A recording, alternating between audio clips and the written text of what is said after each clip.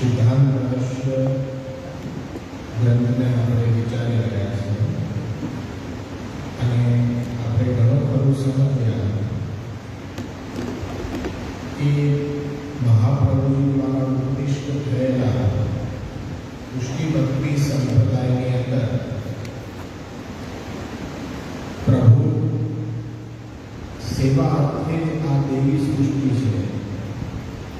પુષ્ટિ પ્રવાહ મર્યાદા પેટની અંદર એ દેવી સૃષ્ટિનું લક્ષણ ભગવદ રૂપ સેવા તત્ સૃષ્ટિના અન્યથા પ્રભુની સેવા માટે જે સૃષ્ટિને પ્રગટ કરી છે એ પુષ્ટિ દેવી સૃષ્ટિ. એના માટે જરૂરી છે કે દરેક જીવ છે એ પુષ્ટિ દેવી જીવ હોવાથી પ્રભુની સેવામાં જોડાયા. હવે પ્રભુની સેવામાં દરેક જીવને જોડવો છે તો ખરા, પરંતુ માર્ગની રીત પ્રમાણે પ્રભુ છે એ નિર્દોષ છે. તો એવા નિર્દોષ પ્રભુને ઉત્તમ વસ્તુ જ અંગીકાર કરાવી એ પુષ્ટિ ભક્તિ સંપ્રદાયનો મુખ્ય સિદ્ધાંત છે. પરંતુ વિચારણા એ છે કે સદોષ જીવ છે. જીવ છે તે સ્વભાવ કરીને દોષવાળો છે.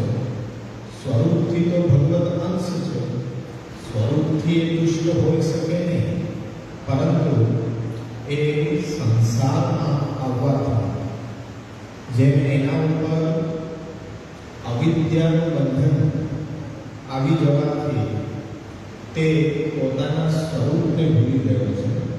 હકીકતે ભગવદ અંશ હોવાથી એ પોતાના આંશિક પ્રભુ શ્રી કૃષ્ણની સેવા માટે જ તેનો જન્મ થયો છે. એ માટે એને સેવામાં જોડવો જરૂરી છે. પરંતુ એની નિર્દોષતા માટે શું ઉપાય? નિર્દોષતા પ્રાપ્ત કરાવવા માટે શું ઉપાય છે? તો ત્યાં એ ઉપાય સાક્ષાત પ્રભુ દ્વારા શ્રી મહાપ્રભુને આપવામાં આવ્યો છે. સિદ્ધાંત પ્રદર્શ્ય વેદ તુલ્ય કે વેદથી અધિક પણ આપણે કહીએ તો કંઈ ખોટું નથી. કેમ કે અહીંયા મહાપ્રભુજી દેવી જીવો માટે પ્રથમ જ શ્લોકની અંદર પ્રતિક્રિયા કરે છે કે જે પ્રભુએ પ્રગટ થઈને નિર્હેતુ કૃપા વર્ષાવી દેવી જીવ ઉપર અને પોતાની સેવા તથા અનન્ય શરણાગતિમાં જોડાવા માટેનો ઉપદેશ સાક્ષાત પ્રભુએ આપ્યો. તો એ અક્ષરે અક્ષર આજે આપણી પાસે ઉપસ્થિત છે અને એવું સામર્થ્ય આપણને આપ્યું કે સાક્ષાત એ ભગવાનની વાણીને આપણે પાઠ કરી શકીએ, એનો અર્થ અનુસંધાન લઈ શકીએ. તો એ નિર્દોષતા પ્રાપ્ત કરાવવા માટે બ્રહ્મ સંબંધની આજ્ઞા થાય.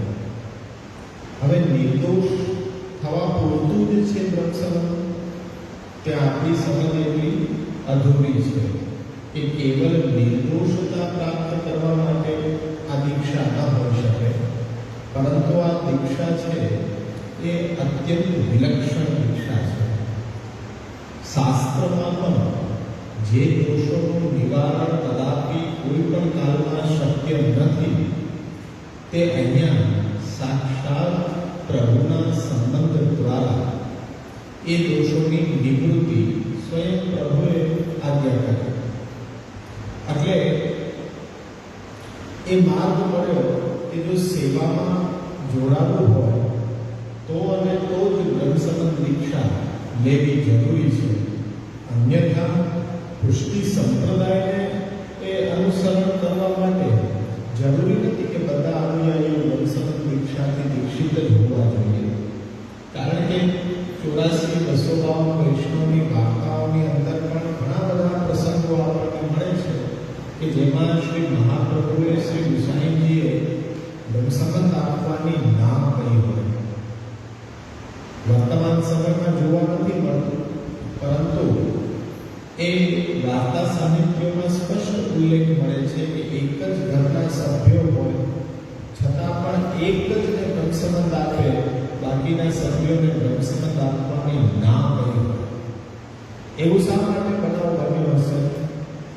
દીક્ષા તો બધા માટે છે, બ્રહ્મસંબંધ કરણાર્થ સર્વેષાં દેહ જીવનો. તો આપણે એ અર્થને સ્પષ્ટ રીતે સમજી શકીએ કે બધા માટે નથી. સર્વેષાંનો અર્થ બધાને કંઈ બ્રહ્મસંબંધ દીક્ષા લેવાની જરૂર નથી. કોણે બ્રહ્મસંબંધ દીક્ષા લેવાની આવશ્યકતા છે?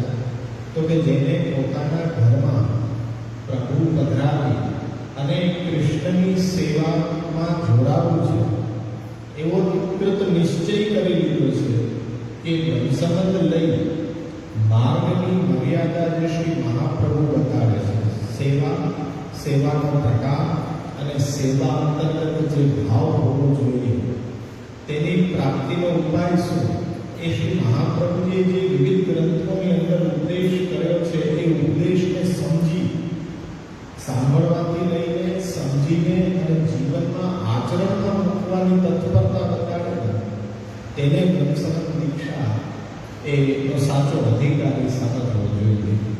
પરંતુ આજે આપણને ખાલી એટલી જ ભ્રમણા રહી ગઈ કે ઉદ્ધાર માટે કે દોષોની નિવૃત્તિ માટે બ્રહ્મસંબંધ દીક્ષા લઈએ. તો ખાલી એવા કોઈ હેતુથી બંધાઈને આ દીક્ષા લેવામાં આવશે કે દેવામાં પણ આવશે તો એ દીક્ષાનો કંઈ અર્થ સરી શકશે નહીં. એ દીક્ષા નિરર્થક થઈ જશે.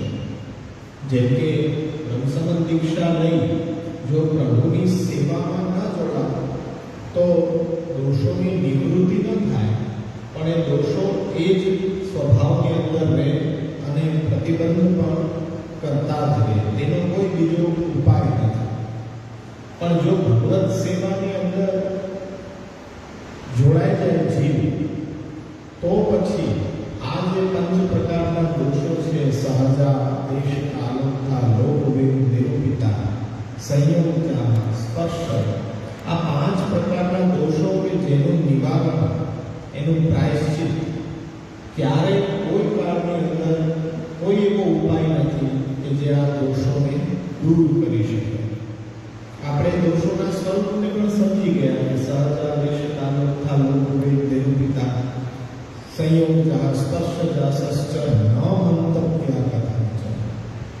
ભક્તિ માર્ગની અંદર એને માનવા જોઈએ નહીં. દોષ તો છે, પણ અહીંયા સાક્ષાત ભગવાનનો સંબંધ જીવાત્માને થયો હોય તો એ સંબંધ દ્વારા એ જીવના આ દોષો છે નિવૃત્ત થઈ જાય છે.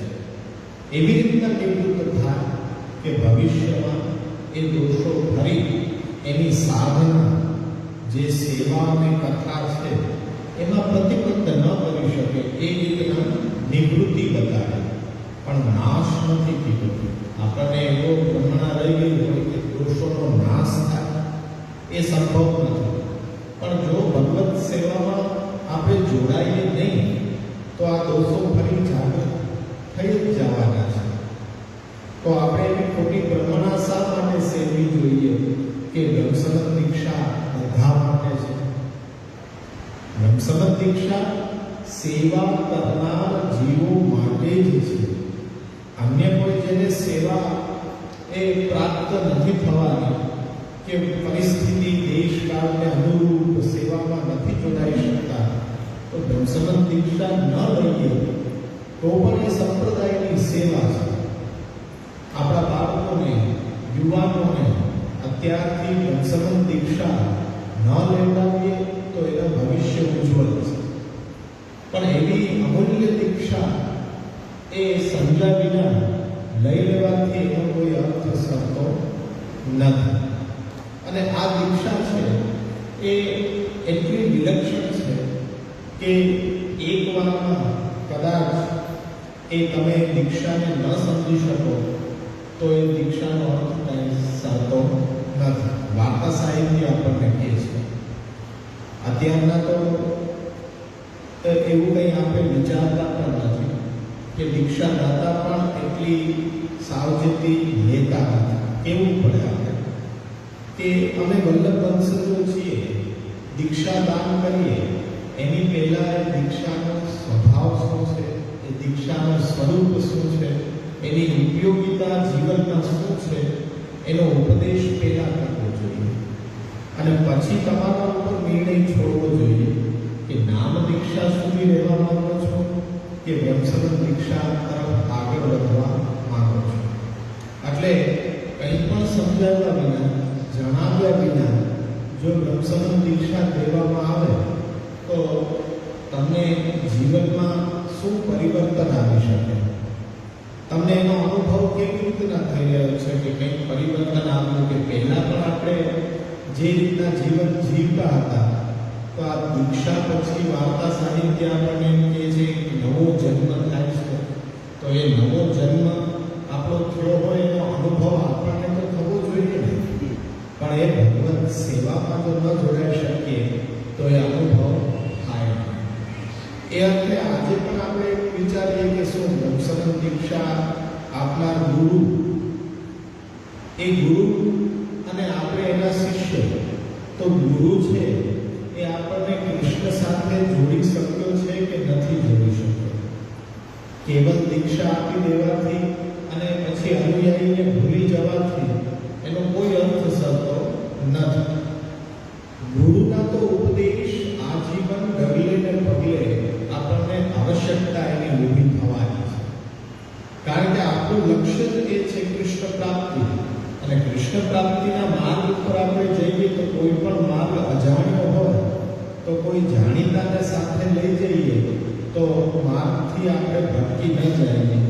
એના માટે અવલંબન છે ગુરુના સદુપદેશ. પણ ગુરુ તરફથી ઉપદેશ તો મળવો જોઈએ ને, નથી મળતો તો શિષ્યની ફરજ છે કે તે વિનમ્રતાપૂર્વક, દીનતાપૂર્વક એ પ્રશ્ન કરે અને એ જાણવાની પ્રયત્ન કરે કે આ વંશગત દીક્ષા પછી શું વસ્તુ આવશ્યક છે અને કઈ વસ્તુથી એ દૂર રહેવું જોઈએ જેથી કરીને આપણું લક્ષ્ય કૃષ્ણ પ્રાપ્તિ છે, કૃષ્ણ સેવા છે, એ સફળ થઈ શકે. આજે તો એક વખત ગદ્ય મંત્ર બોલ્યું, એ પણ અધૂરું બોલ્યું હોય, શુદ્ધ ઉચ્ચારણથી ન બોલ્યું હોય તો પણ ચાલો પુષ્ટિ ભક્તિ સંપ્રદાયમાં સ્વીકાર્ય છે. આ કોઈ પૂજામાં મર્યાદામાં જેવું નથી.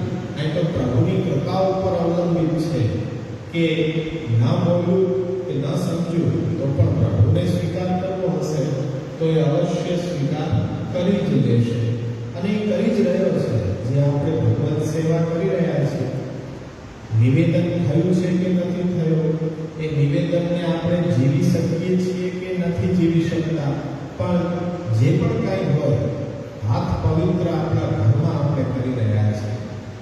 ત્યાં આપણને શું વિશ્વાસ છે કે ભગવાને જે ભગવદ્ ગીતાની અંદર ભક્ત્યા પ્રયચ્છતિ એ જે માહિતી આપી છે કે ભક્તિ ભાવથી જે પણ કાંઈ મારા વિશે કરશે ભક્તિ ઉપરતમ, એ ભક્તિના ભાવને હું સાક્ષાત સ્વીકૃત કરીશ.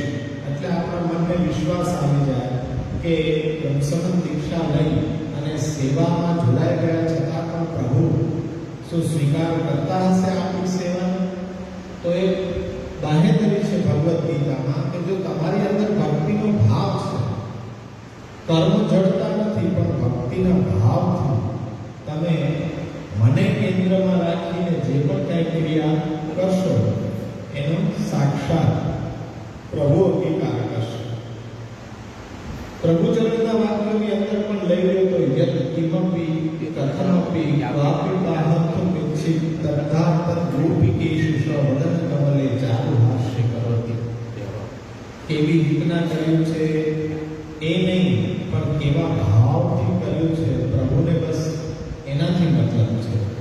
એટલે અત્યારના જે દીક્ષા દેવાઈ રહી છે અને આપણે લઈ રહ્યા છીએ એમાં કોઈ દિવસ વિચાર નથી કરી રહ્યા કે આ બ્રહ્મસમન દીક્ષા ખરેખર એ જીવનની શૈલી છે.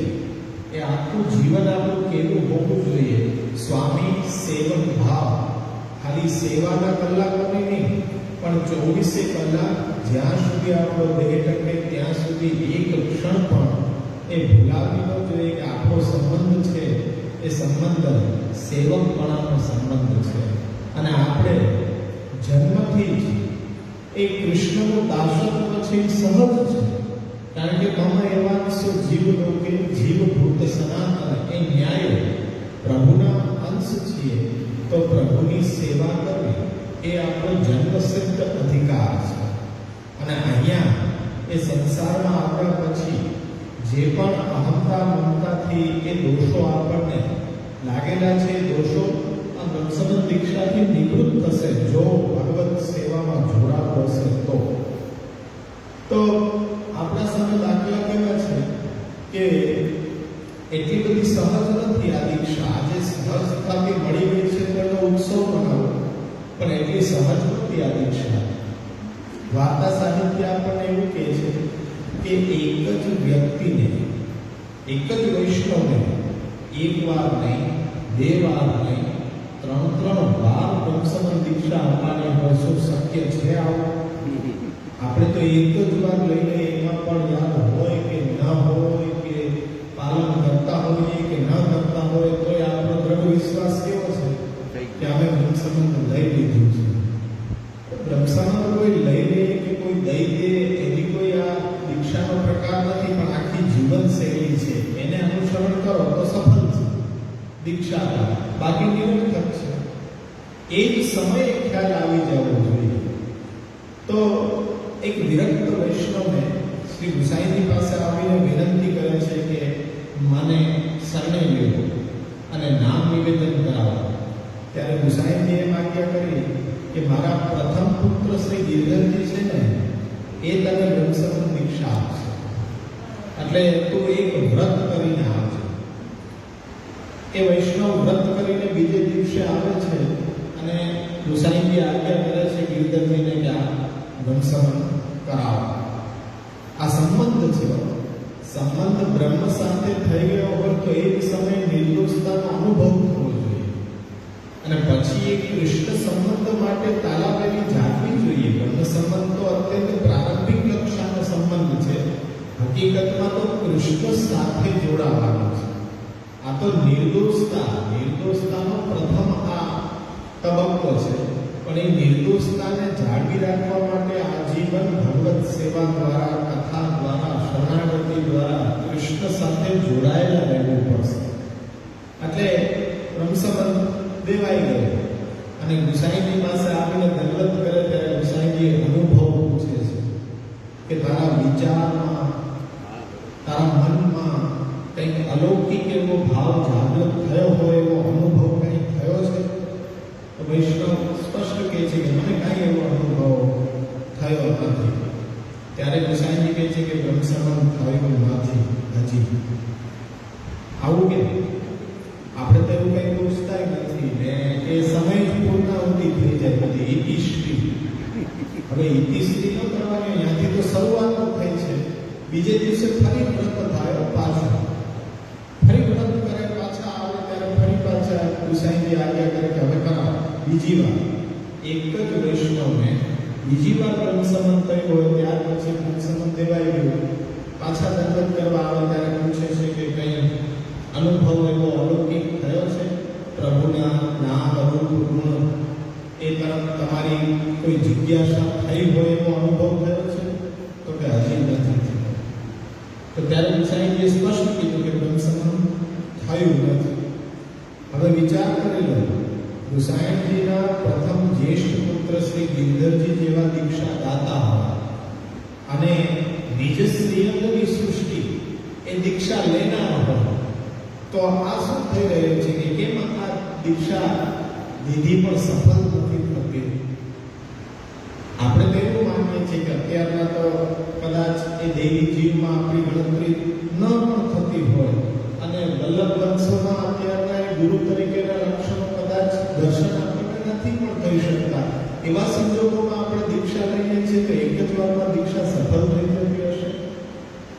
તો ત્રીજા દિવસે ગિરધરજીને પણ બોલાવવામાં આવ્યા અને વૈષ્ણવે કીધું કે તારે ત્રીજો ઉપવાસ કરવો પડશે. આટલી ધૈર્ય પણ ટકવું જોઈએ ને. કોઈ પરીક્ષણ કરે, બે વાર ના પાડી દે તો ત્રીજી વાર તો આપણે જાય જ નહીં. ત્યારે હશે, આવું હશે તો થશે, બાકી કાંઈ નહીં. એમ આપણને દઈ તો દીધું ને, પણ બંને તરફ જિજ્ઞાસા હોવી જોઈએ. તો ત્રીજો ઉપવાસ કરે અને ગિરધરજીને પણ આજ્ઞા થઈ છે કે આપ પણ એક વ્રત કરો. પાછું એક નૂતન દ્રષ્ટિ આપણને મળે કે દીક્ષા લેવા આવનાર વ્રત કરે એ તો જોયું છે, બરોબર છે, પણ દીક્ષા દેવાવાળો પણ વ્રત કરે. હા, એ વાર્તા સાહિત્ય બતાડે છે કે દીક્ષા દેનારનો પણ હેતુ છે કે આ જીવને ભગવત પ્રાપ્તિ થાય એવો હોવો જોઈએ. સત વિચાર હોવો જોઈએ એનો. જો એ વિચાર ન હોય તો પણ રક્ષણ થઈ ન શકે. એટલે બંને ઉપવાસ કરે છે, દીક્ષા દાતા અને દીક્ષા ગ્રહિતા. તો એ બંને ઉપવાસ થઈને એ પાછું ત્રીજી વાર રક્ષણ થયો ત્યારે વૈષ્ણવે આવીને કીધું કે મારે રચના વિવિધ સ્થળોની ઝાંખી કરવા જવું છે, પ્રભુને જાણવા છે, પ્રભુને મેળવવા છે. ત્યારે ગુસાઈજી કીધું કે હવે જઈને રક્ષણ થયું. ત્રણ વખત. તો આ વિલક્ષણતા છે કે આપણને આટલા વર્ષોથી બ્રહ્મ સંબંધ લીધું છે, કાંઈક તો અનુભવ થયેલો હોવો જોઈએ. હજી સુધી અનુભવ નથી થયો. આપણે શું માનવું જોઈએ? તો ગુસાઈજી મહાપ્રભુજી એવા ઉદાહરણ છે કે આપણી પરિસ્થિતિનો પણ ખ્યાલ કરીને એ એટલી કૃપા વર્ષાવે છે કે ભાઈ જાગ્યા ત્યારથી સવાર કરી હવે તો ખ્યાલ આવ્યો ને, હવે તો અભ્યાસ પણ કરો છો ને કે બ્રહ્મસમન દીક્ષા સેવા માટે છે.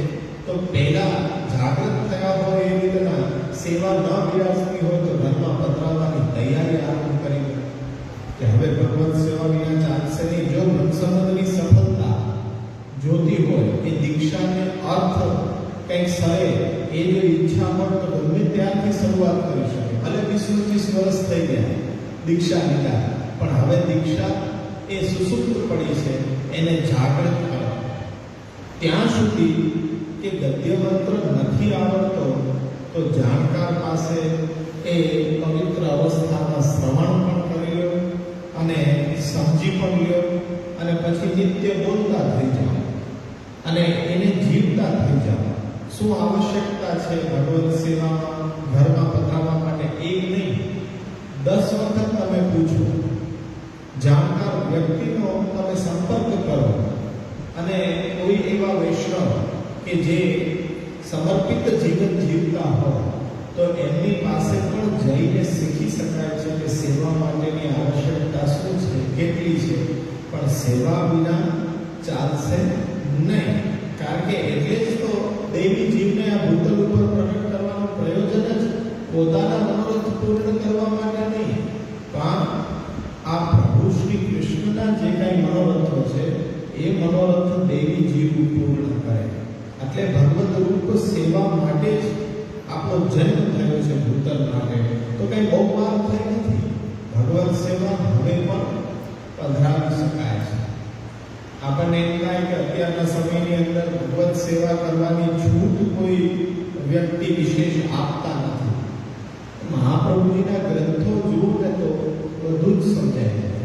માની લો કે કોઈ ગુરુ ન હોય તો મહાપ્રભુજી તો બિરાજે છે. મહાપ્રભુજી ત્યાં આજ્ઞા નિબંધમાં એનો ખુલાસો આપતા કરી કે તદ અભાવે સ્વયં વાપી મૂર્તિ કૃત્વા હરે પહોંચી પરિચર્યા સદા કૃપયા તદ્રૂપમ તત્ર ચ સ્થિત. આપણી બધી વાતનો નિવેડો આપ્યો કે ભાઈ ભગવત સેવા કરવા જો કોઈ હા નથી કહી રહ્યો, સાંપ્રદાયિક ગુરુ હોય તો એની ફરજ આવે કે દેશકાળ પરિસ્થિતિને અનુરૂપ તમને માર્ગ કાઢીને તમારા ઘરમાં કૃષ્ણ સેવા એ શરૂઆત કરાવવી જોઈએ. સાવ વિમુક્ત ન રાખી શકાય. પણ એવો ઉપદેશ ન મળે તો મહાપ્રભુજીની છૂટ છે.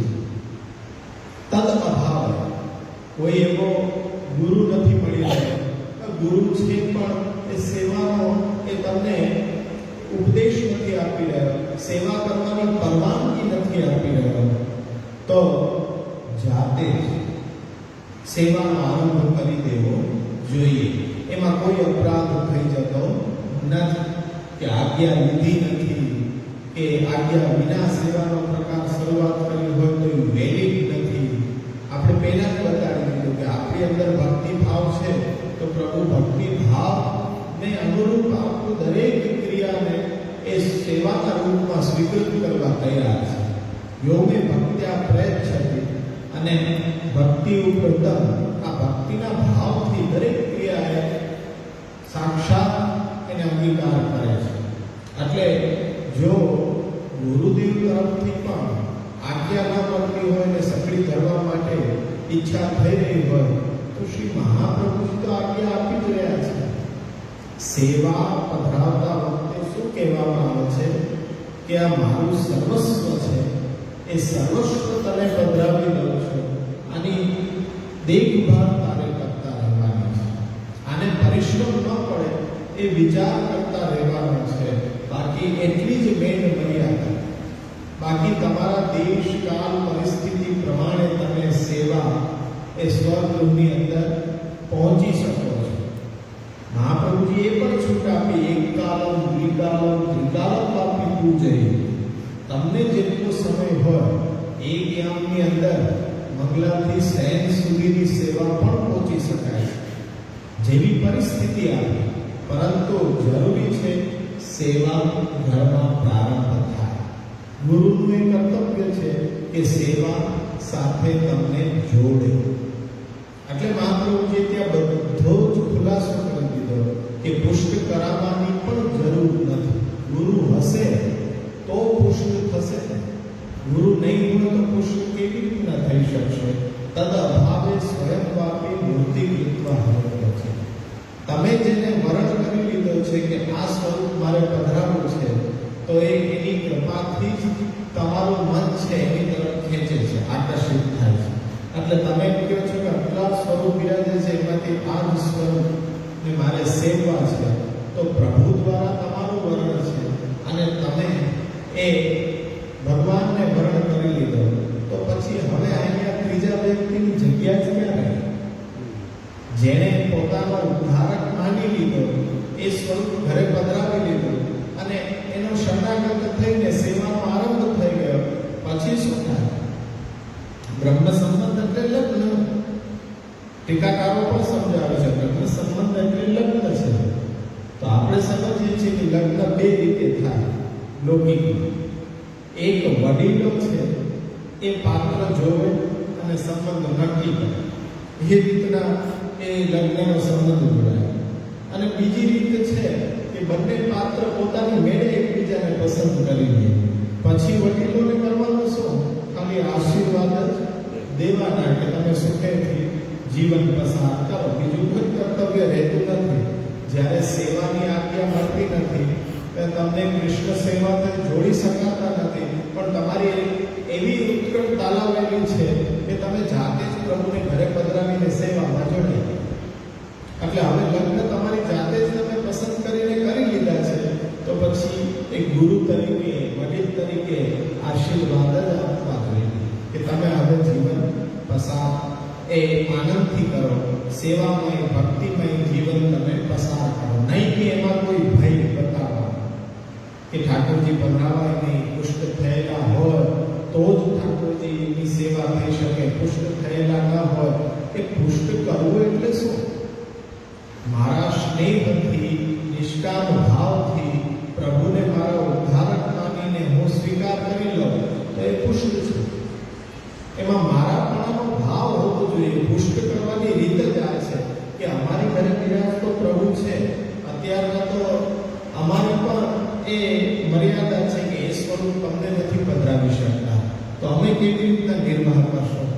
મહાપ્રભુજી તો પોતાની પાસે બિરાજતા સ્વરૂપને પધરાવી દેતા કે લ્યો આ સ્વરૂપ પધરાવો, સેવા કરો. આજે અમારી પાસે જે સ્વરૂપો છે એ સ્વરૂપને અમે પધરાવી દઈએ તો પછી અમે કેવી રીતના સેવા કરીએ?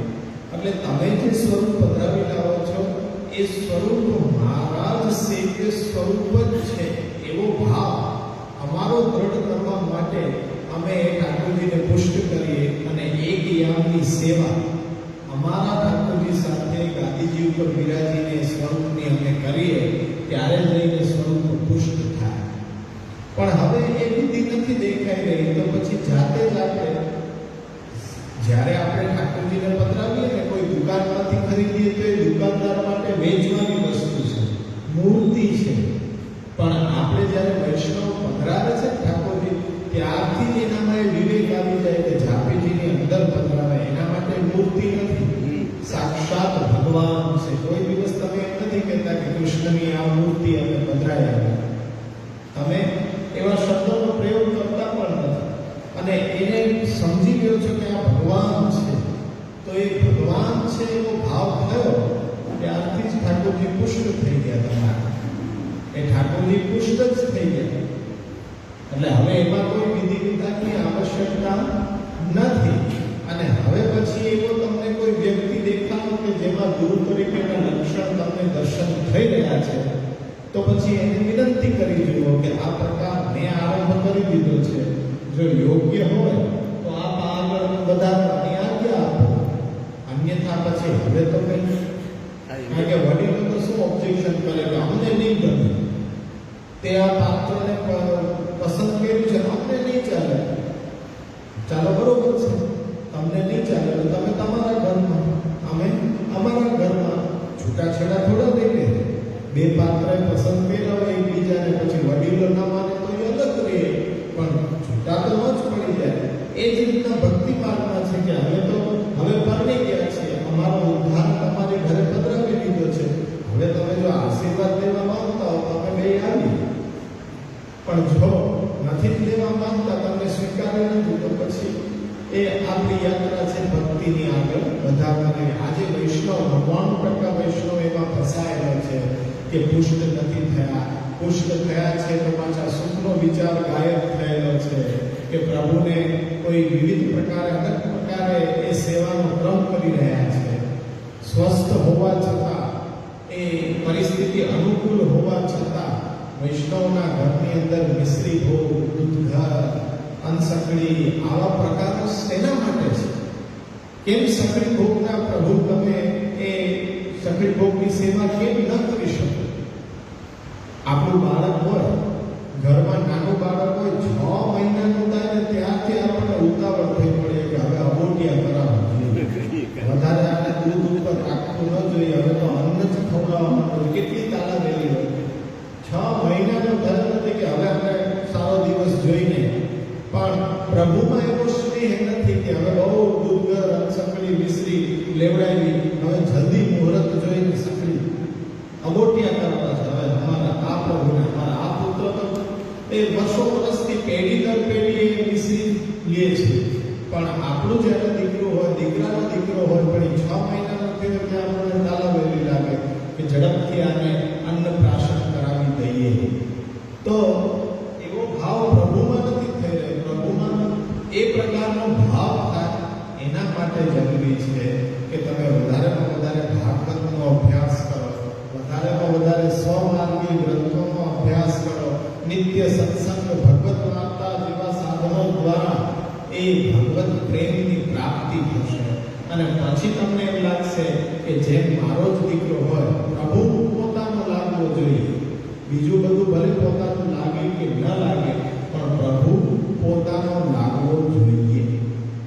એટલે આ અત્યારના સમયની અંદર આપણી વિડંબના છે કે ભગવત સેવાથી આજે આપણે દૂર આવા ક્ષુદ્ર કારણોને લઈને થઈ જઈએ છીએ. અને જો ગુરુ દુષ્ટ થઈ જાય તો શું કરવું?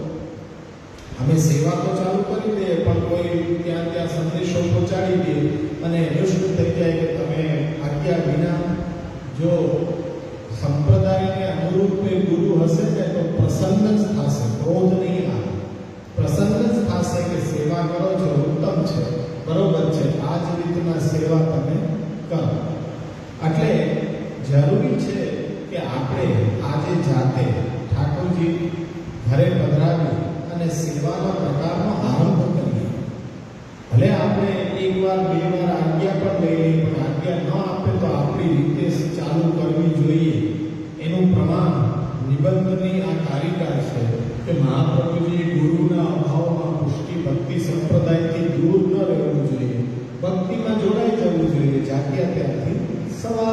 લેવી જોઈએ.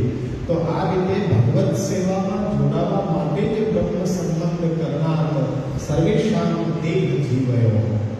બધાને અધિકાર નહીં, પણ જે કોઈ એ આનો અધિકારી છે એને બ્રહ્મસંબંધ દીક્ષા દ્વારા દોષોની નિવૃત્તિ અને સેવા લાયક એ બનવા માટે બ્રહ્મસંબંધ કરવું જરૂરી છે. પણ એકદમ પ્રાથમિક કક્ષાનો સંબંધ છે.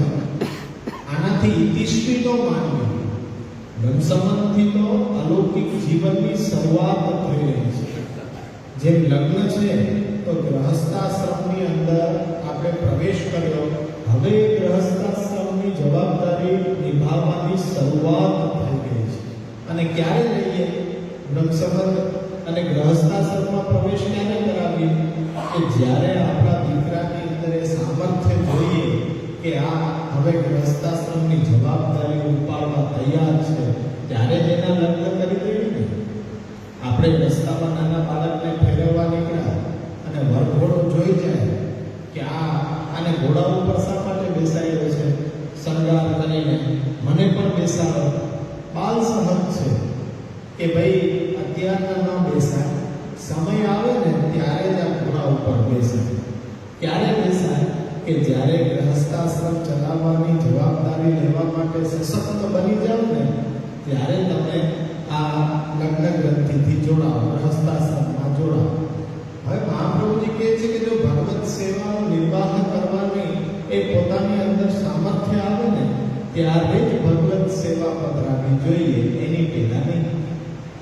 અને બ્રહ્મસંબંધ પણ ત્યારે જ લેવાય, ભલે 60 વર્ષે લેવાય, 70 વર્ષે લેવાય, પણ એવું જરૂરી નથી કે બાળપણમાં જ બ્રહ્મસંબંધ લઈ જવો. અત્યારના 99% પરિસ્થિતિ એવી છે કે થયું જ કે નથી થયું એ ભૂલાઈ પણ ગયું છે. અત્યંત નાની ઉંમરમાં દેવામાં આવતું અને એ ભાવના ઉદાત હશે, પણ આપણે એ પાત્ર છીએ કે નહીં તો આપણે આપણી વિચાર, વાણી, વર્તન ઉપરથી નક્કી કરવું પડે કે બ્રહ્મસંબંધ આપણને એ સાર્થક થયું છે કે નહીં, આપણા માટે છે કે નહીં.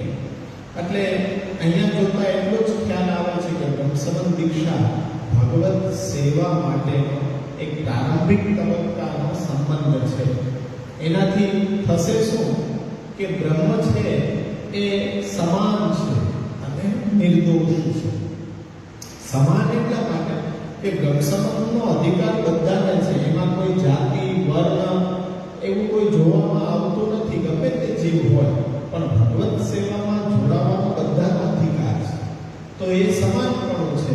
અને બ્રહ્મ છે ગમે તેવી સદોષ વસ્તુ એની સાથે જોડાય એને નિર્દોષ બનાવ્યા વિના રહે નહીં. એટલે નિર્દોષતા માટે બ્રહ્મસંબંધ પ્રાથમિક તબક્કાનો સંબંધ છે.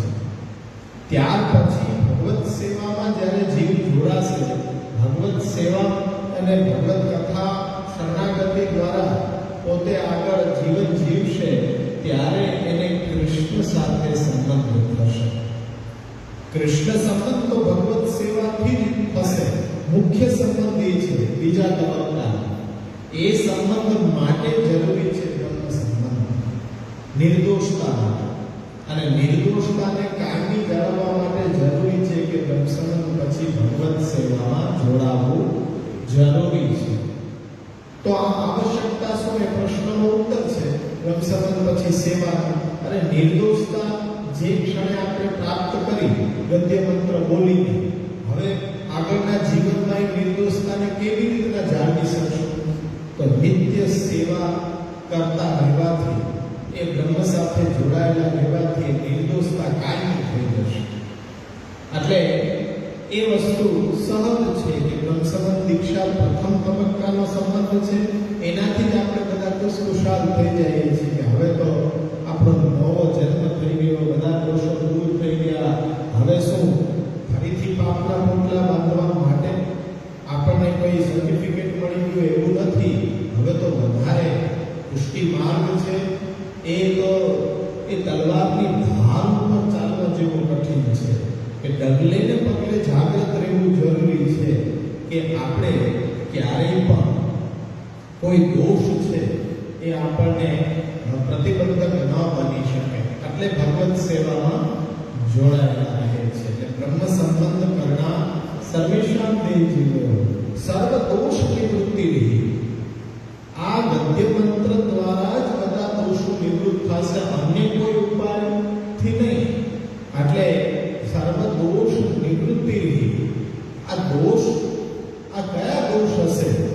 તો એમાં સ્પષ્ટતા કરી છે કે દોષ તો આપણે ગણવા બેસીએ તો જીવન ટૂંકવું પડે એટલા દોષો છે. પણ એ દોષોને ન ગણતા અહીંયા મુખ્ય 5 દોષોની અંદર બીજા બધા દોષોને સમજાવવાનો પ્રયત્ન કર્યો છે કે ભાઈ દોષા પંચવિધા સ્મૃતા. શાસ્ત્રો 5 પ્રકારના દોષો બતાવે, બીજા બધા દોષો એની અંદર સમાવેશ થઈ જાય છે. એમ સમજવું તો સહજા, દેશ કાલોત્થા, લોકવેદ નિરૂપિતા, સંયોગજા અને સ્પર્શજા. આ સહજ, દેશથી થતા દોષ, કાલથી થતા દોષ, લોકમાં વર્ણિત થયેલા દોષ, વેદમાં બતાવેલા દોષ, સંયોગજ દોષ અને સ્પર્શ દોષ. અને ત્યાં ચકાર મૂક્યો છે સ્પર્શ જાસશ્ચ ન મંતવ્ય પ્રથમ ચ.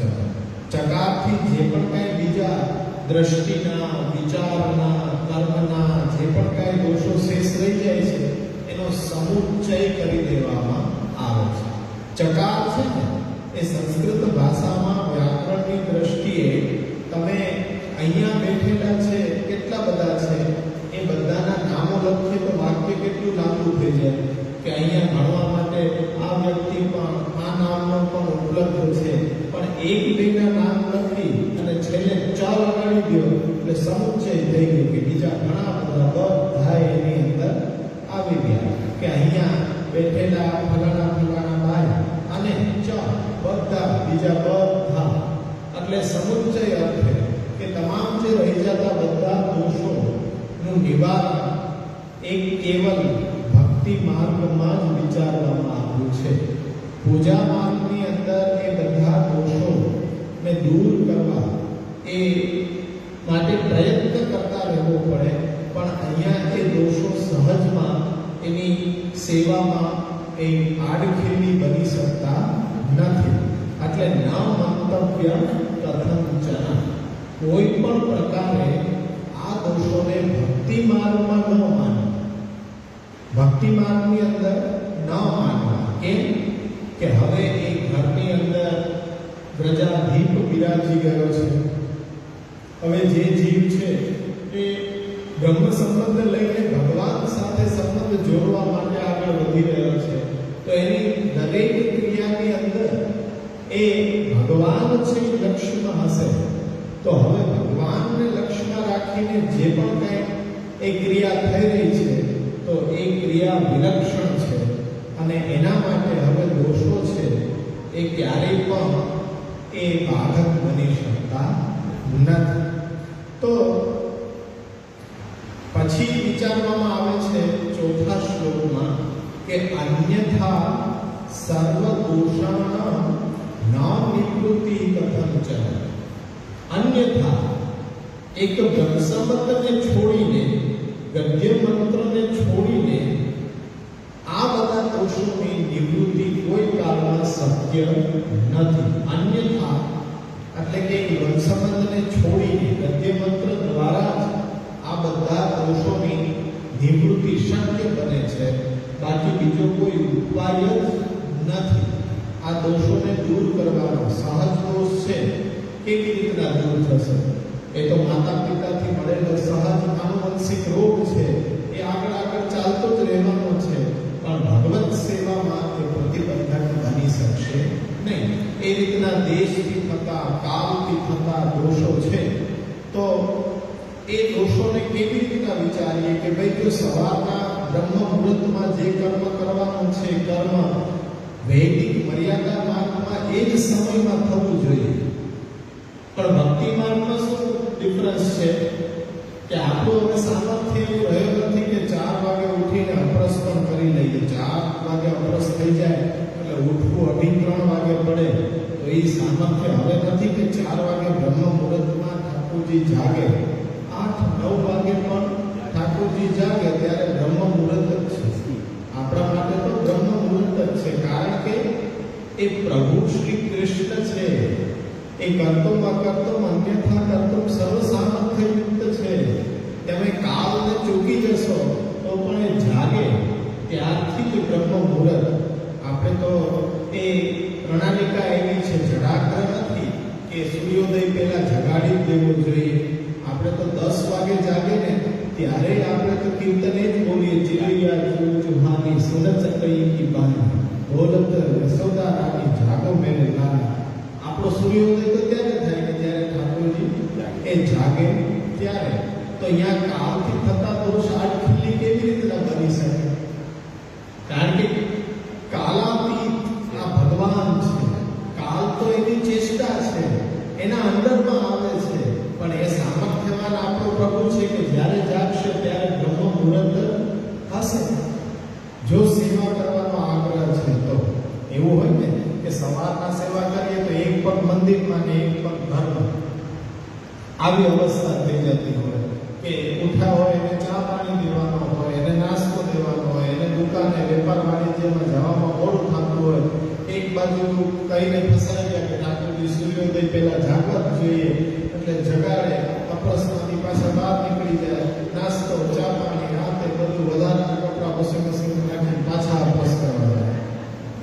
અને ફરી પાછો કેટલા દિવસ થઈ શકે? પછી એ ક્રિયા કંટાળાજનક થઈ જાય કે આ બે બાજુ પગ નથી રાખી શકાતા, અહીં આનંદ ન આવે અને અહીંયા પણ એ જે કામ કરવું છે એમાં ચિત્ત ન ચોટે. એટલે કહીએ છીએ કે ત્યાં કોઈ એવું બંધન નથી કાલનું. જ્યારે તમે ફ્રી થઈને આપણી સાધના છે, સમય એવો લેવો જોઈએ કે એ સાધનામાં આપણે હોઈએ ત્યારે કોઈ આપણને બોલાવે નહીં, કોઈ કામ વચ્ચે આવે નહીં. એટલીસ્ટ જેને નાસ્તો કરવો છે એને કરાવી દો, જેને બહાર જવું છે જાઓ, કામવાળા બેન આવે, તમે સોફા ઉપર બેઠેલા હોવા જ જોઈએ. બાકી તમને મંદિરમાં વિચાર આવે કે ક્યાં એ રૂમમાં કબાટ ખુલ્લો રહી ગયો હોય તો એટલે ત્યાં બેઠા રહે તો પણ વાંધો નહીં કે હવે કામવાળા બેન ગયા, હવે આજે 10 વાગ્યાથી 12:30 વાગ્યા સુધી મને કોઈ બોલાવવાનું નથી. ત્યારે અપરસ કરવા જવું જોઈએ કે હવે ત્યારે મન રહે. એટલે આ ખેંચતાણ ન રહે કે એવું કોઈ સમય આધીન રહેવાનું જ નથી.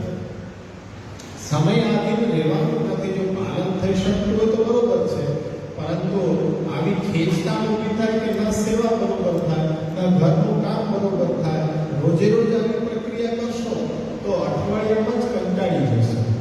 પણ એક સમયનું અનુસંધાન રાખવું જરૂરી છે.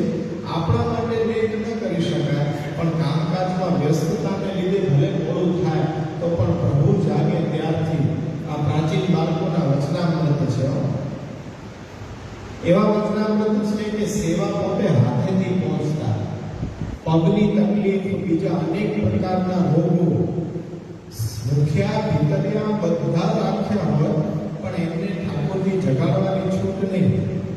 એ તો અપરસ કરીને પધારે પછી જે પોતાના હાથથી પાત્ર માંજે, મંગલભોગ સાજે અને પછી પ્રભુને જગાડે બપોરના 2 વાગે. 2 વાગે બપોરના ઠાકોરજી જાગે ત્યારે કીર્તન ભેરવમાં જ ગવાય, સારણમાં ન ગવાય. કેમ થાય કે હવે તો સુર આવ્યો સિર ઉપર, છાયા આવી પાય ને તર એ સમય થઈ ગયો. પણ અહીં તો પ્રભુ જાગે છે. મંગલભોગ ધરીને બહાર પતાવ્યા તો વૈષ્ણવે પૂછ્યું કે આવું કેમ? બપોરના 2 વાગ્યા અને હજી ઠાકોરજી જાગે છે, હજી મંગલા નથી થયા. આપણા જેમ હોય તેમ કે ઠાકોરજીને પરિશ્રમ પડે, આટલું બધું મોડું કરાય. પણ એમને ખૂબ સુંદર જવાબ આપ્યો કે તમે આ લૌકિક સૂર્યને જોઈને સવાર બપોર સાંજ ગણતા હશો, પણ હું તો જ્યારે મારો આ શ્યામ સુંદર જાગે ને ત્યારે મારો સૂર્યોદય થાય, મારો 2 વાગે સૂર્યોદય થાય. તમારો બધાનો થઈ જતો હશે 6, 6:30, 7, પણ મારો તો સૂર્યોદય 2 વાગે થાય. 5 વાગે 6 વાગે રાજભોગ થાય, પછી ભોજન કરવું અને પછી થોડીક વાર વિશ્રામ કરવું અને પછી રાતના 8, 8:30 ફરી અપરસ કરવી. રાતના 1:30, 2 વાગે સેમ થાય. કાયમીનું રૂટીન આવું. પણ પણ સેવાનો આગ્રહ પોતે કે ઠાકોરજી જાગે ત્યારથી લઈને ઠાકોરજી કોડે નહીં ત્યાં સુધી ભલે 20 જણા હું રાખું, મુખ્ય ભીતરિયા મારા પરચારક, પણ ઠાકોરજીના પાત્રને લઈને બધાને અડવાની મનાય કોઈ પણ નહીં. ખાલી સહાયક તરીકે ઊભા રહે, પણ સેવા તો પોતે જાતે જ કરે. આગ્રહ પોતાનો છે સેવા કરવાનો. તો હવે ત્યાં કોઈ દોષોની એ પ્રવેશ દોષનો થવાનો શક્ય જ નથી, કારણ કે ભક્તિને જીવી રહ્યા છે. અને પાછો તમે જુઓ તો કેટલો આગ્રહ. રાતના 2 વાગે ભોજન કરી લઈએ, પછી આવડો જ મોટો હોલ છે, એક પણ વ્યક્તિ ન હોય, એક પણ વૈષ્ણવ. 2 વાગે તો હોય ભોજન કરીને પધારે, પછી ખવાસને એમ કે ભગવદ્ વાર્તાના પુસ્તકો પધરાયા, એટલે બંધનું આખું પધરાય, અને પછી પોતે બિરાજે. ખવાસ દૂર ઊભો રહે અને જોવે, આવો વૈષ્ણવ, આવો બેસો, આપણે હવે ભગવદ્ વાર્તા કરી રહ્યા છીએ. એક પણ ન ખાલી કોને બોલાવે છે, ખવાસ જોવે કે અહીં કોઈ છે તો નહીં, કાલે વૈષ્ણવ કયો શું પ્રસંગ આપણે પહોંચ્યા હતા, અરે નથી યાદ તો હું કહું. આ રીતના ભગવદ્ વાર્તા રાતના 2 વાગે થાય. એટલે ઓલા ખવાસે ઘરે જઈને એના બાપુજીને કીધું કે મહારાજ ગાંડા થઈ ગયા છે. એટલે કે બેટા એવું ન બોલાય, શું થયું છે? એ કે રોજ રાતના 2 વાગે કોઈ બેઠું ન હોય અને એ બોલાવે ખરા બધાને, અને પાછા જેમ બીજાને સંભળાવતા હોય ને એમ ભગવદ્ વાર્તા કરે. ત્યારે એના પિતાએ એક ઝાપટ ફેરવીને એને મારી. એની નિષ્ઠા જુઓ કે એનો સમય એમના એ શારીરિક ઓલી અવસ્થાને લીધે સમય ચૂકી જાય છે, પણ પોતાનું કર્તવ્ય નથી ચૂકતા. રાતના 2 વાગે સાંભળવા વાળો કોઈ હોય નહીં, પણ અથવા તો એ જ રીતના ભગવદ્ વાર્તા કરે જાણે આખો હોલ ભરેલો છે વૈષ્ણવનો, એવી રીતના. તો એની નિષ્ઠા જુઓ. આ પ્રકાર હતો પહેલા, કે ભલે સેવક ટહલવા રાખીને સેવા કરતા, પણ જાગે ત્યાંથી કોડે નહીં ત્યાં સુધી એ મારી જવાબદારી છે. અને કોઈ પણ સેવા સોંપતા અને એ સેવામાં કંઈક અપરાધ થઈ જતો તો એને જરાય ક્રોધ ન કરતા. આવા પણ પ્રસંગો છે કે મુખિયાને સેવા સોંપી હોય, બારગામ પધાર્યા હોય અને મુખિયાથી સ્વરૂપ છટકી અને ખંડિત થઈ ગયું. એટલે હવે તો એને પારાવાર દુઃખ થયું કે આવીને શું કરશે મારી સાથે. એના કરતા લાવ બીજા ઠાકોરજી હું સિદ્ધ કરાવીને પધરાઈ આવું, સૈયા મંદિરમાં આ સ્વરૂપને ઓઢાડી દઉં, અને એ સ્વરૂપ આબેહૂબ સિદ્ધ કરાવીને પધરાવી દીધા. થોડાક દિવસ પછી એ મહારાજ શ્રી પધાર્યા અપરસ કરીને સેવામાં. ત્યારે મુખિયાને બોલાવ્યો કે મારો ઠાકોરજી ક્યાં છે, મારો ઠાકોરજી ક્યાં છે? એકદમ પ્રેમથી પૂછ્યું, ઠાકોરજી ક્યાં છે મારો? ત્યાં ત્યારે પસીના આવીને મુખિયાને કે કેમ ભક્તિ ગયા? એને સેવા છે, એનો સંબંધ કૃષ્ણનો સંબંધ છે. એ સંબંધને લીધે હું આજે કહું છું કે આ ઠાકોરજી કેમ છે બદલાયા. ત્યારે એને ગડગડા થઈને કીધું મારાથી ભૂલ થઈ ગઈ, એ ખેલી ગયા તો એ ખંડિત થઈ ગયું ચરણાને. ત્યારે એમ કીધું કે કઈ વાંધો નહીં, તારો કોઈ અપરાધ નથી, અપરાધ મારો છે, મારી જવાબદારી છે આ ઠાકોરજી, અને મેં તને સેવા કરવા માટે રાખ્યો છે. તો મારી જવાબદારી આવે કે તું કેવી રીતના કરે છે એની પર દેખરેખ મારે રાખવાની હોય. આ મારી ચૂક છે. આ ઠાકોરજી તું પધરાવી લે ને, મારા ઠાકોરજી જાય પધરાવ, મને વાંધો નથી, ભલે ખંડિત થઈ ગયા. જો આપણા પિતાનો અકસ્માતમાં કોઈ અંગ ખંડિત થઈ જાય તો નવો પિતા લવા, એ જ પિતાની સેવા કરાય ને. એને કીધું ખંડિત સ્વરૂપ છે, પણ પુષ્ટિ માર્ગમાં ના મંતવ્ય કદંચન. મર્યાદા માર્ગની અંદર કેવું છે કે ખંડિત સ્વરૂપ ઘરમાં પણ ન રખાય. એમ પૂજન અર્ચન તો દૂર, પણ આપણો સિદ્ધાંત શું છે? વ્યંગાંગીમપી સેવેત યંત્ર ભાવો ન બાધ. ખંડિત હોય પણ આ મારું સર્વસ્વ છે. એમ તો આપણા ઘરની અંદર આપણા માતા પિતા અકસ્માતમાં હાથ કે પગ ખોઈ બેસે તો આપણે એને કાઢી મૂકી ઘરેથી કે હવે નવા માતા પિતા લઈ આવ્યા, ખંડિત થઈ ગયા છે. એટલે આવો ભાવ છે કે જો ખંડિત હોય તો પણ એ સેવા તો પુષ્ટિ માર્ગમાં થાય જ. આપણને એવા વિચારો આવે ને કે આ દાલન ખંડિત થઈ ગયા છે, આ કેમ પધરાવી રાખ્યા છે, આની તો સેવા ન થાય. પણ અહીંયા ન મંતવ્ય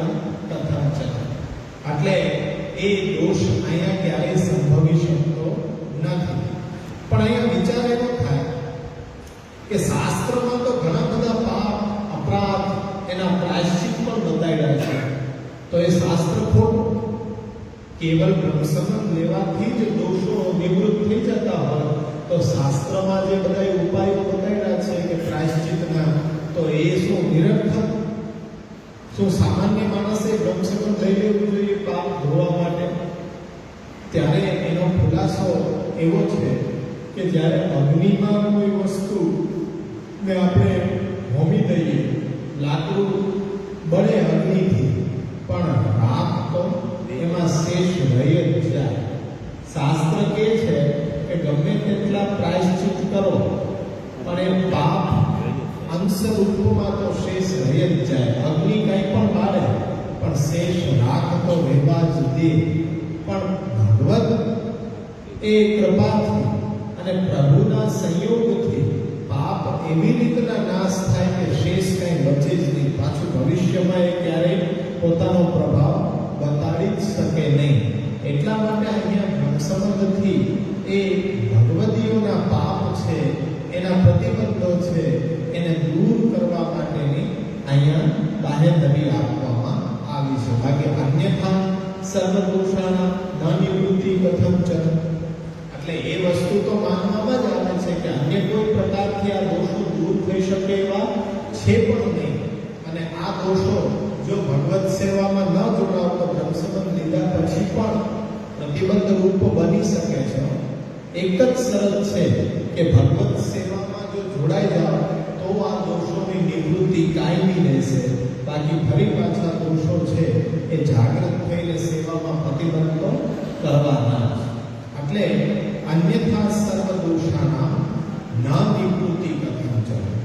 અહીંયા સુધી બ્રહ્મસંબંધ દીક્ષા શું છે, બ્રહ્મસંબંધ દીક્ષા શા માટે લેવાની આવશ્યકતા છે, અને દોષોની નિવૃત્તિ કયા કયા દોષો છે અને એની નિવૃત્તિ કેવી રીતના શક્ય છે એ વસ્તુનું વિવરણ કરવામાં આવ્યું.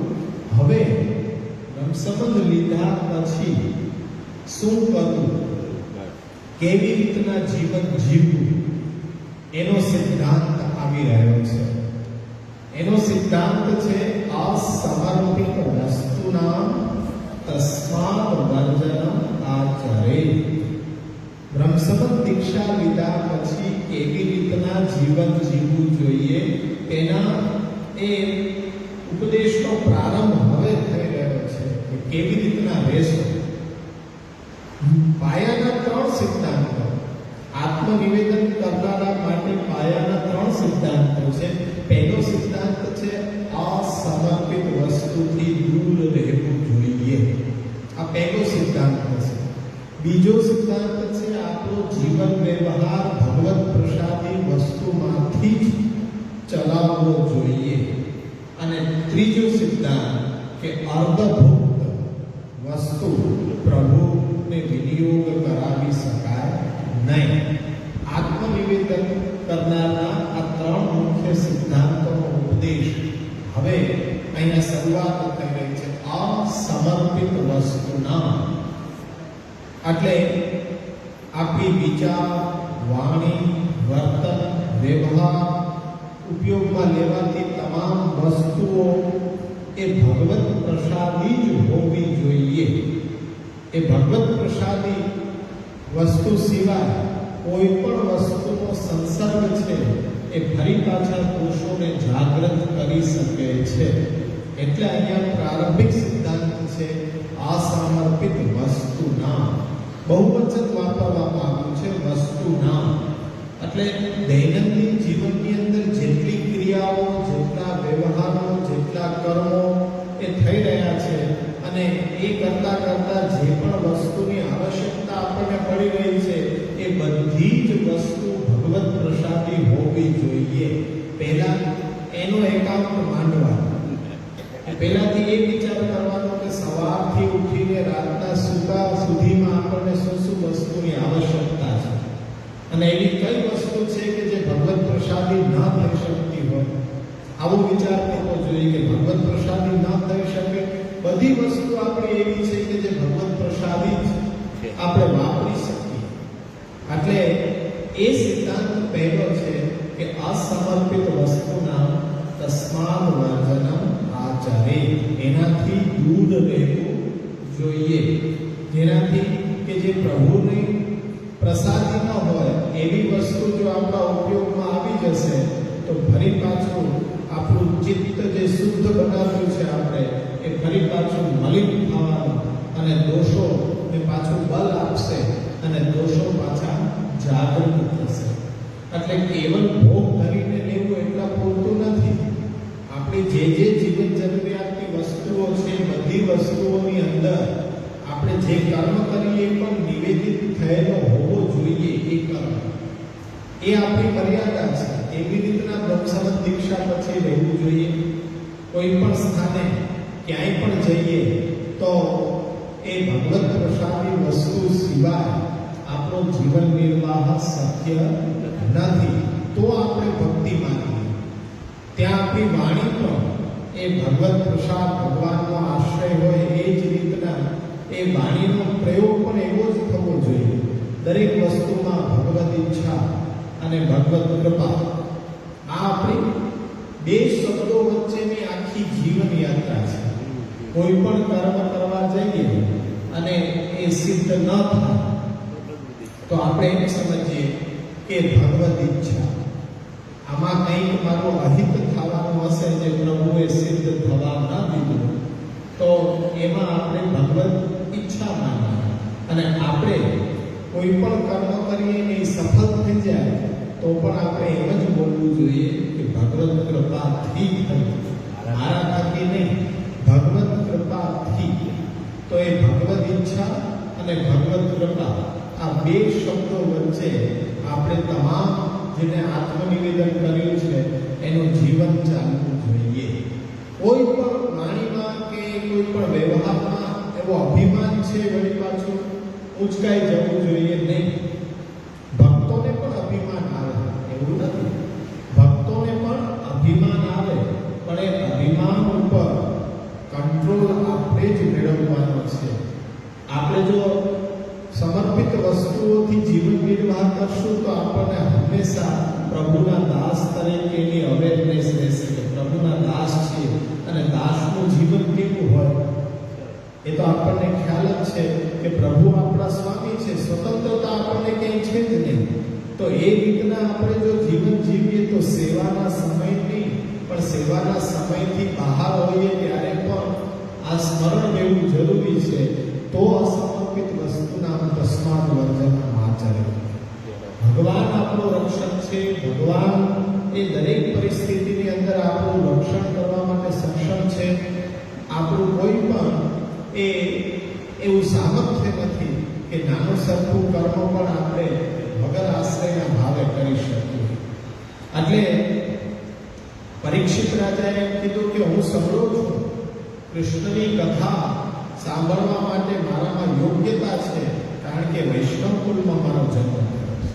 અમારા પૂર્વજોથી એ ભગવાનનો આશ્રય છે એ રાખીને જ દરેક કર્મો કરવાની પરંપરા છે.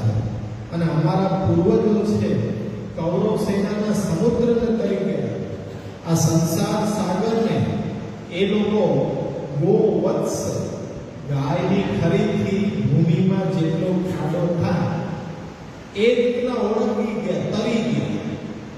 શબ્દ ત્યાં એવો એટલે તરી ગયા. તો ત્યાં પાછું આપણને પણ એ જિજ્ઞાસા થવી જોઈએ કે એક તો ગો વત્સ ગાયની ખરીદથી જમીનમાં જેટલો ખાડો થાય એ ખાડો તો સહજમાં ઓળંગાઈ જાય ને તો પછી આ તરવાનું કેમ લખ્યું છે? તરીને પાર ઉતરી ગયા અમારા પૂર્વજો પાંડવો બધા. ત્યારે અહીંયા એમ થવું જોઈએ કે આટલો નાનકડો ખાડો હોય એને પણ પાછળ તરવો પડે. એને તો સહજમાં ઓળંગી ન જવાય. હા, ઓળંગી જવાય પણ એ જુઓ ઠાકોરજી સાથે બિરાજે છે, બધું એની જ કૃપાથી થાય છે. પણ કર્મ કરવામાં ક્યારેક એ જો ભૂલાઈ જાય ને તો જ્યારે અશ્વત્થામાએ બ્રહ્માસ્ત્ર છોડ્યું ને મારા નાશ માટે ત્યારે ઠાકોરજીનો આશ્રય હોવા છતાંય પોતપોતાના હથિયાર લઈને બધા સજ્જ થયા. પણ એ સામર્થ્ય તો નથી કોઈનામાં એ બ્રહ્માસ્ત્રને ટાળવાનું, તોય હથિયાર લઈને પોતાનું હું પણ જાગૃત થયું. તો ભગવત ભક્ત હોવા છતાં કીડી જેવા તુચ્છ થઈ ગઈ. હવે કીડી હોય એને તો આ ગો વત્સ પદ છે કે નાનકડો ખાડો હોય ને એ પણ દરિયા જેવું લાગે. એમાં પણ કૃપાબલ હોવું જોઈએ, એટલે ઈ તરી ગયા. ત્યાં કીધું કે ઓળખી ગયા એમ કેમ ન કીધું? એમ કીધું કે આ અમારા પૂર્વજો ગાયની ખરીથી ભૂમિમાં જેટલો ખાડો થાય એટલા ખાડાને સહજમાં તરી ગયા. ત્યાં પ્રશ્ન આપણને કરવો જોઈએ કે ગોવંશને તરવાનું થોડી હોય, એને તો ઓળખી જવાનું હોય, સરળતા એટલા ખાડામાં શું. પણ એની સામે ભગવદ આશ્રય એક ક્ષણ પણ ભૂલાય તો આપણે એ તુચ્છ કીડી જેવા થઈ જાય. અને કીડીને તો એ ગોવંશ ખાડો હોય ને એ પણ બહુ મોટો લાગે, પણ પ્રભુનો એ આશ્રય હોય તો એ પણ સહજમાં તરી જવાય. તો અહીંયા એ છે કે જો આ ભવસાગરને તો સહજમાં તરી જવાશે, પણ મહાપ્રભુજીએ જે ગાઈડલાઈન આપી છે એ ગાઈડલાઈનને ફોલો કરવાથી, આપણા વિચારોથી નહીં. આ સમર્પિત વસ્તુના તસ્માત વર્જનમ આચરેત. એ આ સમર્પિત વસ્તુ આપણા સંસર્ગમાં આવી જ જોઈએ નહીં. એટલે ખાલી આ શરત છે કે સેવા કરતા હોઈએ અને પ્રભુને ધરીને એ પ્રસાદ લેતા હોઈએ એટલું જ આપણે સમજીએ. પણ અહીંયા જો એક ક્રિયા હોય તો એક વચનમાં આજ્ઞા કરે, પણ બહુવચન શા માટે? અસમર્પિત વસ્તુના ઘણી બાબતો આની અંદર એ સમાવિષ્ટ કરી લેવામાં આવી છે. જેને સમર્પણના સિદ્ધાંત રૂપે આપણે સમજ્યા છીએ એને જ મહાપ્રભુજી ભૂલીને બીજી બધી વસ્તુને યાદ કરે છે. અન્નને મૂકી દીધું છે. અન્નને કેમ આપ નથી હાઇલાઇટ કરતા? તો કે ભાઈ પુષ્ટિ માર્ગમાં કોઈ નૂતન વસ્તુ કે નૂતન વિચાર હું નથી આપી રહ્યો. શાસ્ત્રમાં જ્યાં જ્યાં ભગવાનની પુષ્ટિ છે ને એ હાઇલાઇટ કરીને તમને હું બતાવી રહ્યો છું કે આ જગ્યાએ પુષ્ટિ છે. પરંતુ એ સનાતન પરંપરાને જે અનુસરણ કરતા હોય એ લોકો આ સિદ્ધાંતને તો પાલન કરતા જ હોય કે રસોઈ કરીએ પછી આપણા ઈષ્ટદેવનો ભાગ અલગ કાઢીને એને સમર્પિત કરવો જ જોઈએ. આ વૈદિક સનાતન પરંપરા છે. આજે તો આપણે બધું બહુ પાછળ મૂકીએ ગયા, બધું જ ભૂલી ગયા. મહાપ્રભુજી હજી એમ જ ઉપદેશ કરે છે કે કમસે કમ આ વૈદિક સનાતન પરંપરાને પાલન કરનારા હોય તો એટલું તો યાદ હોય ને. ભગવદ્ ગીતામાં સરળતાથી ભગવાને આજ્ઞા કરી છે કે અર્જુન પોતાના માટે રાંધે અને પોતે ખાઈ લે તો એ તો પાપને રાંધે અને પાપને ખાય છે. આટલું તો સમજતા જોઈએ ને કે ભાઈ એમને તો લેવાય જ નહીં. પણ વિચાર એ છે કે એ વસ્તુને છોડીને બીજી બધી વસ્તુ જે વિનિયોગ કરતા રહી જાય છે, નિવેદન કરતા, તો એ સમર્પણ અધૂરું છે. એટલે અહીંયા અન્નને છોડીને વસ્તુ નામ એ વિચાર, વાણી, વર્તન, વ્યવહાર એ બધાને આપણે ગણાવ્યું છે કે એ પણ પ્રભુને નિવેદિત કર્યા પછી જ આપણે એ આરંભ કરવો જોઈએ. તો આપણને આગળ જતા એ દોષો છે એ ફરી પાછા જાગૃત નહીં થાય. કારણ કે આ બ્રહ્મ સંબંધ છે, જીવનશૈલી છે. એ જીવનશૈલીને આપણે જીવશું તો અને તો જ દોષોથી બચશું. બાકી કંઈ કર્યા વિના તો પ્રાપ્ત કંઈ થવાનું પણ નથી. કેવલ હાથ ધરી દેવાથી કૃપા, અમારા પગ પકડે રાખો કે આપની કૃપા હશે તો બધું થઈ જશે. આપની પણ અમે કરીએ શું? અમે શું તમારી ઘરે આવીને ઠાકોરજીની સેવા કરી જઈએ, રસોઈ બનાવી જઈએ, તમને જમાડી જઈએ, એટલું બધું કરી શકીએ? કરી શકીએ? અમારું સામર્થ્ય નથી. પણ એ ઉપદેશ દ્વારા સતત તમને જાગૃત રાખી શકીએ અને તમારે એ ઉપદેશ પ્રમાણે ચાલવા. એટલે હંમેશા પ્રાચીન બાળકોના વચનામૃતોની અંદર સાર હોય છે. તો વચનામૃતનો અત્યારે એમ છે ને કે ક્રેઝ ચાલે છે કે વચનામૃત બોલવું જોઈએ. આમ તો કંઈ બોલતા નથી. અને પધારો તો પ્રાચીન સમયમાં એવું થયું કે બાળક સેવાનુરાગી, સેવામાં રહે, કંઈ પધારે જ નહીં. એટલે વૈષ્ણવ વિનંતી કરી કે બધાય બાળકો પ્રવચન કરે, આપ કંઈ કહેતા નથી. આપ શા માટે નથી કહેતા? આપણે આ વખતે પધારવું પડશે ને પ્રવચન કરવું પડશે. ત્યારે એમને એક શબ્દ કીધો કે હું પ્રવચન કરીશ જરૂર, પણ તમારી પાસેથી એક શરત. તો કે શું? તો કે શરત એવી છે કે હું જે કંઈ કહું એનું તમારે પાલન કરવું પડે. એમ નહીં. આટલી વાત કે ભગવાન શું કે હા બધું થઈ જશે. બાળક શું કે છપ્પન ભોગ કરવો છે, કરે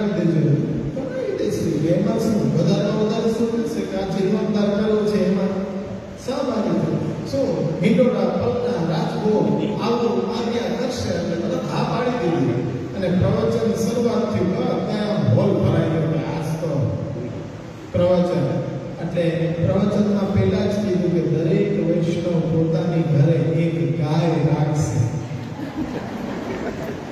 એટલે બધા વૈષ્ણવના કાન ઊંચા થઈ ગયા આ શું લાગ્યા થઈ હવે કે તમારી પ્રોમિસ ભૂલતા નહીં શરત કે ભૂલતા નહીં અરે ભાગમ ભાગ થઈ ગઈ કાંઈથી ભાગો કારણ કે એક તો સામે પ્રોમિસ માંગી લીધું છે કે હું જે કહું પ્રવચનમાં એ પ્રમાણે કરવાનું તો હું અહીંયા પ્રવચન કરવા આવું એટલે બધાને એવો આશય નહોતો કે કંઈક આવી જ આજ્ઞાઓ કરશે પણ આવી ભયંકર આજ્ઞા કરી દેશે કે એક ગાય બધાને રાખવાની કારણ કે આપણો તો ગોપાલ છે એ ગાયને પ્રિય છે એને ગાય તો દરેક વૈષ્ણવ પોતાના ઘરે એક એક ગાય રાખજો આટલું પાલન કરજો ત્યાં તો વૈષ્ણવમાં ભાગ થઈ ગઈ કે મેં સાંભળ્યું નથી કાંઈ તમે સાંભળ્યું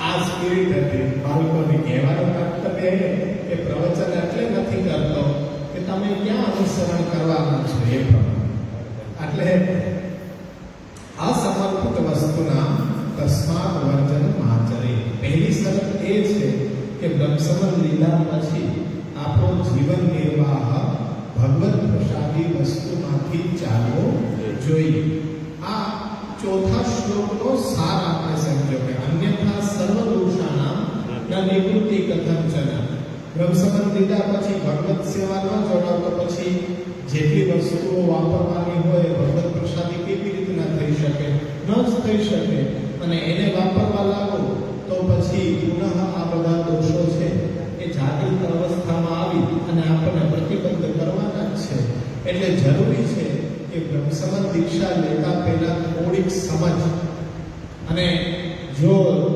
સમજ આપણને ન હોય તો જાણકાર વ્યક્તિ પાસે બેસીને એની સમજ પહેલા લઈ લેવી જોઈએ કે બ્રહ્મસમન લીધા પછી તો કોઈ રસ્તો જ નથી હજી સગાઈ થઈ હોય તો છુટકારો થાય પણ હવે જ્યારે એ લગ્ન જ કરી લીધા પછી બધા રસ્તા બંધ થઈ ગયા લગ્ન થઈ ગયા પછી ભાગવાનો એ રસ્તો નથી પછી તો સાથે રહેવું જ પડે પછી તો એ ચલાવવું જ પડે કે હસ્તાશ્રમ ત્યાં સુધી કોઈ એ નિવેડો નથી એનો એટલે હવે આ શ્લોકમાં વિવિધ ટીકાકારો આપણને શું સ્વારસ્ય આપી રહ્યા છે પહેલી કડી અન્યથા સર્વ દોષાના નામ નિવૃત્તિ કથંચન બહુ વિશેષમાં કઈ આજ્ઞા નથી કરતા પણ શ્રી ગોકુલનાથજી એમ આજ્ઞા કરે છે કે ભક્તિ માર્ગમાં અન્યથા એટલે નિવેદનથી અતિરિક્ત બીજો કોઈ પ્રકાર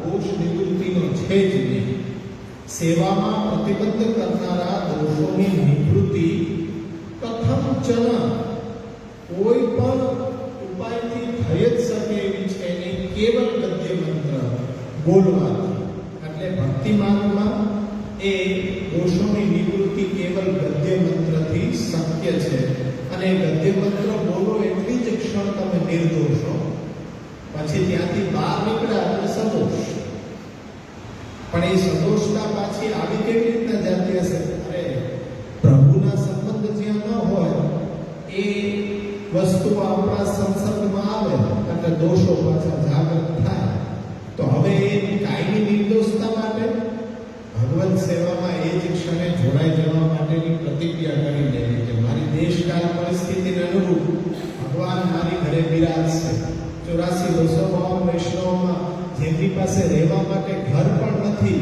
છતાં ઠાકોરજી એમની પાસે બિરાજે ભલા સ્ત્રી પુરુષ આદિવાસી જંગલમાં ભટકતી પ્રજાતિઓની વાર્તા કે એની પાસે ઘર એ તો એક જંગલમાંથી બીજા જંગલમાં જાય પણ ગુસાઈજીને શરણે આવ્યા પછી કીધું કે હવે ભગવત સેવા કરો કોઈ પ્રશ્ન આડે ન આવ્યા તરત કીધું કે અમને ઠાકોરજી પધરાવી જ્યારે આપણે તો એક રૂમ હોય પાકી છત હોય બધી સુવિધા હોય તોય વિચાર કરીએ કે હજી આમાં કંઈક વ્યવસ્થા હજી હું આ સાહિત્ય કરાવી લઉં શિંગાર કરાવી લઉં તો એ બધા સેવાથી બચવાના બહાના છે સેવા કરવી હોય તો તરત વિનંતી કરી જ દઈએ કે ઠાકોરજી પધરાવી દે અરે રહેવાનું ઠેકાણું નથી તો એ મસ્તક ઉપર ચાપીથી રાખીને અને જ્યાં વિશ્રામ કરે ત્યાં એનો પ્રકાર કેટલો સુંદર છે કે પોતે કંદમૂળ જ ખાય છે તો સુંદર કંદમૂળ લઈ આવે, માટી હોય તો માટીનું સિંહાસન બનાવે લીપીને ગામ, અને કઈ એવા આપણી જેવા સાજ વસ્ત્ર એમની પાસે નથી. એ તો સૌથી કોમળ પત્તું કેળનું હોય, એ કેળનું પત્તું તોડી લાવીને સિંહાસન ઉપર બિછાવી દે અને સીધા ઠાકોરજી અહીંયા પધરાવે. અને શિંગાર કાંઈ આવે નહીં તો સારા સારા ફૂલ જે જંગલમાં મોટા ઉગ્યા હોય તોડીને ઠાકોરજીની આગળ રાખી દે કે ભગવાન આ તારા શિંગાર. અને જે કંદમૂળ ફળ હોય ખાસા કરીને લઈ આવે અને આ તારો ભોગ, અને એમાં જ પાછા નિર્વાહ કરે છે. આવો સહજ અને સરળ સેવાનો પ્રકાર છે. આપણે તો એટલા બધા પ્રશ્ન કરીએ, લગ્નમાં જવાનું છે, ઠાકોરજી ભેગા પધારશે તો કેમ સચવાશે બધું. અરે તમને જોઈએ એવી સુવિધા એ તમને સગાવાલા આપવા તૈયાર છે. તમને આખો અલાયદો રૂમ આપે છે રોકાવા માટે, તો ત્યાં જ ઠાકોરજી બિરાજી શકે. એક ટેબલ જોઈએ એના ઉપર ઠાકોરજી પધરાવી દીધા. અને આપણે ત્યાં રસોઈ પણ હવે સુવિધા એટલી છે કે એક થેલીની અંદર જોતા વાસણો બધાય આપી છે. અને ઇલેક્ટ્રિક સગડી હોય એટલે ગમે ત્યાં પ્લગ ભરાયેલો નથી, સામગ્રી કરી નથી. 2 કલાકની અંદર સેવા પહોંચીને લગ્નમાં હાજરી આપવા પહોંચી જાય, કોઈને કઈ પ્રશ્ન નડે નહીં. પણ આપણને છૂટ જોતી હોઈએ છીએ કે 2 દિવસ તો સેવા વિના જરા રહી જોઈએ કેવું લાગે છે. નિશ્ચિતતા રહે કે ઠાકોરજી પધરાવી દીધા ને ભેગા હોય તો સવારના મંગલા કરવા છે. છૂટથી પ્રપંચ ન થઈ શકે 2 વાગ્યા સુધી બેઠા. સવારના પાછું વહેલું પહોંચીને વિધિમાં હાજરી. ફરવા જાય તો પણ ઠાકોરજીને પધરાવતા બીજાની ઘરે જાય. ત્યાં ક્યાં રોકાશો? હોટલમાં જ રોકાશો ને જંગલમાં તો નહીં રોકાવ.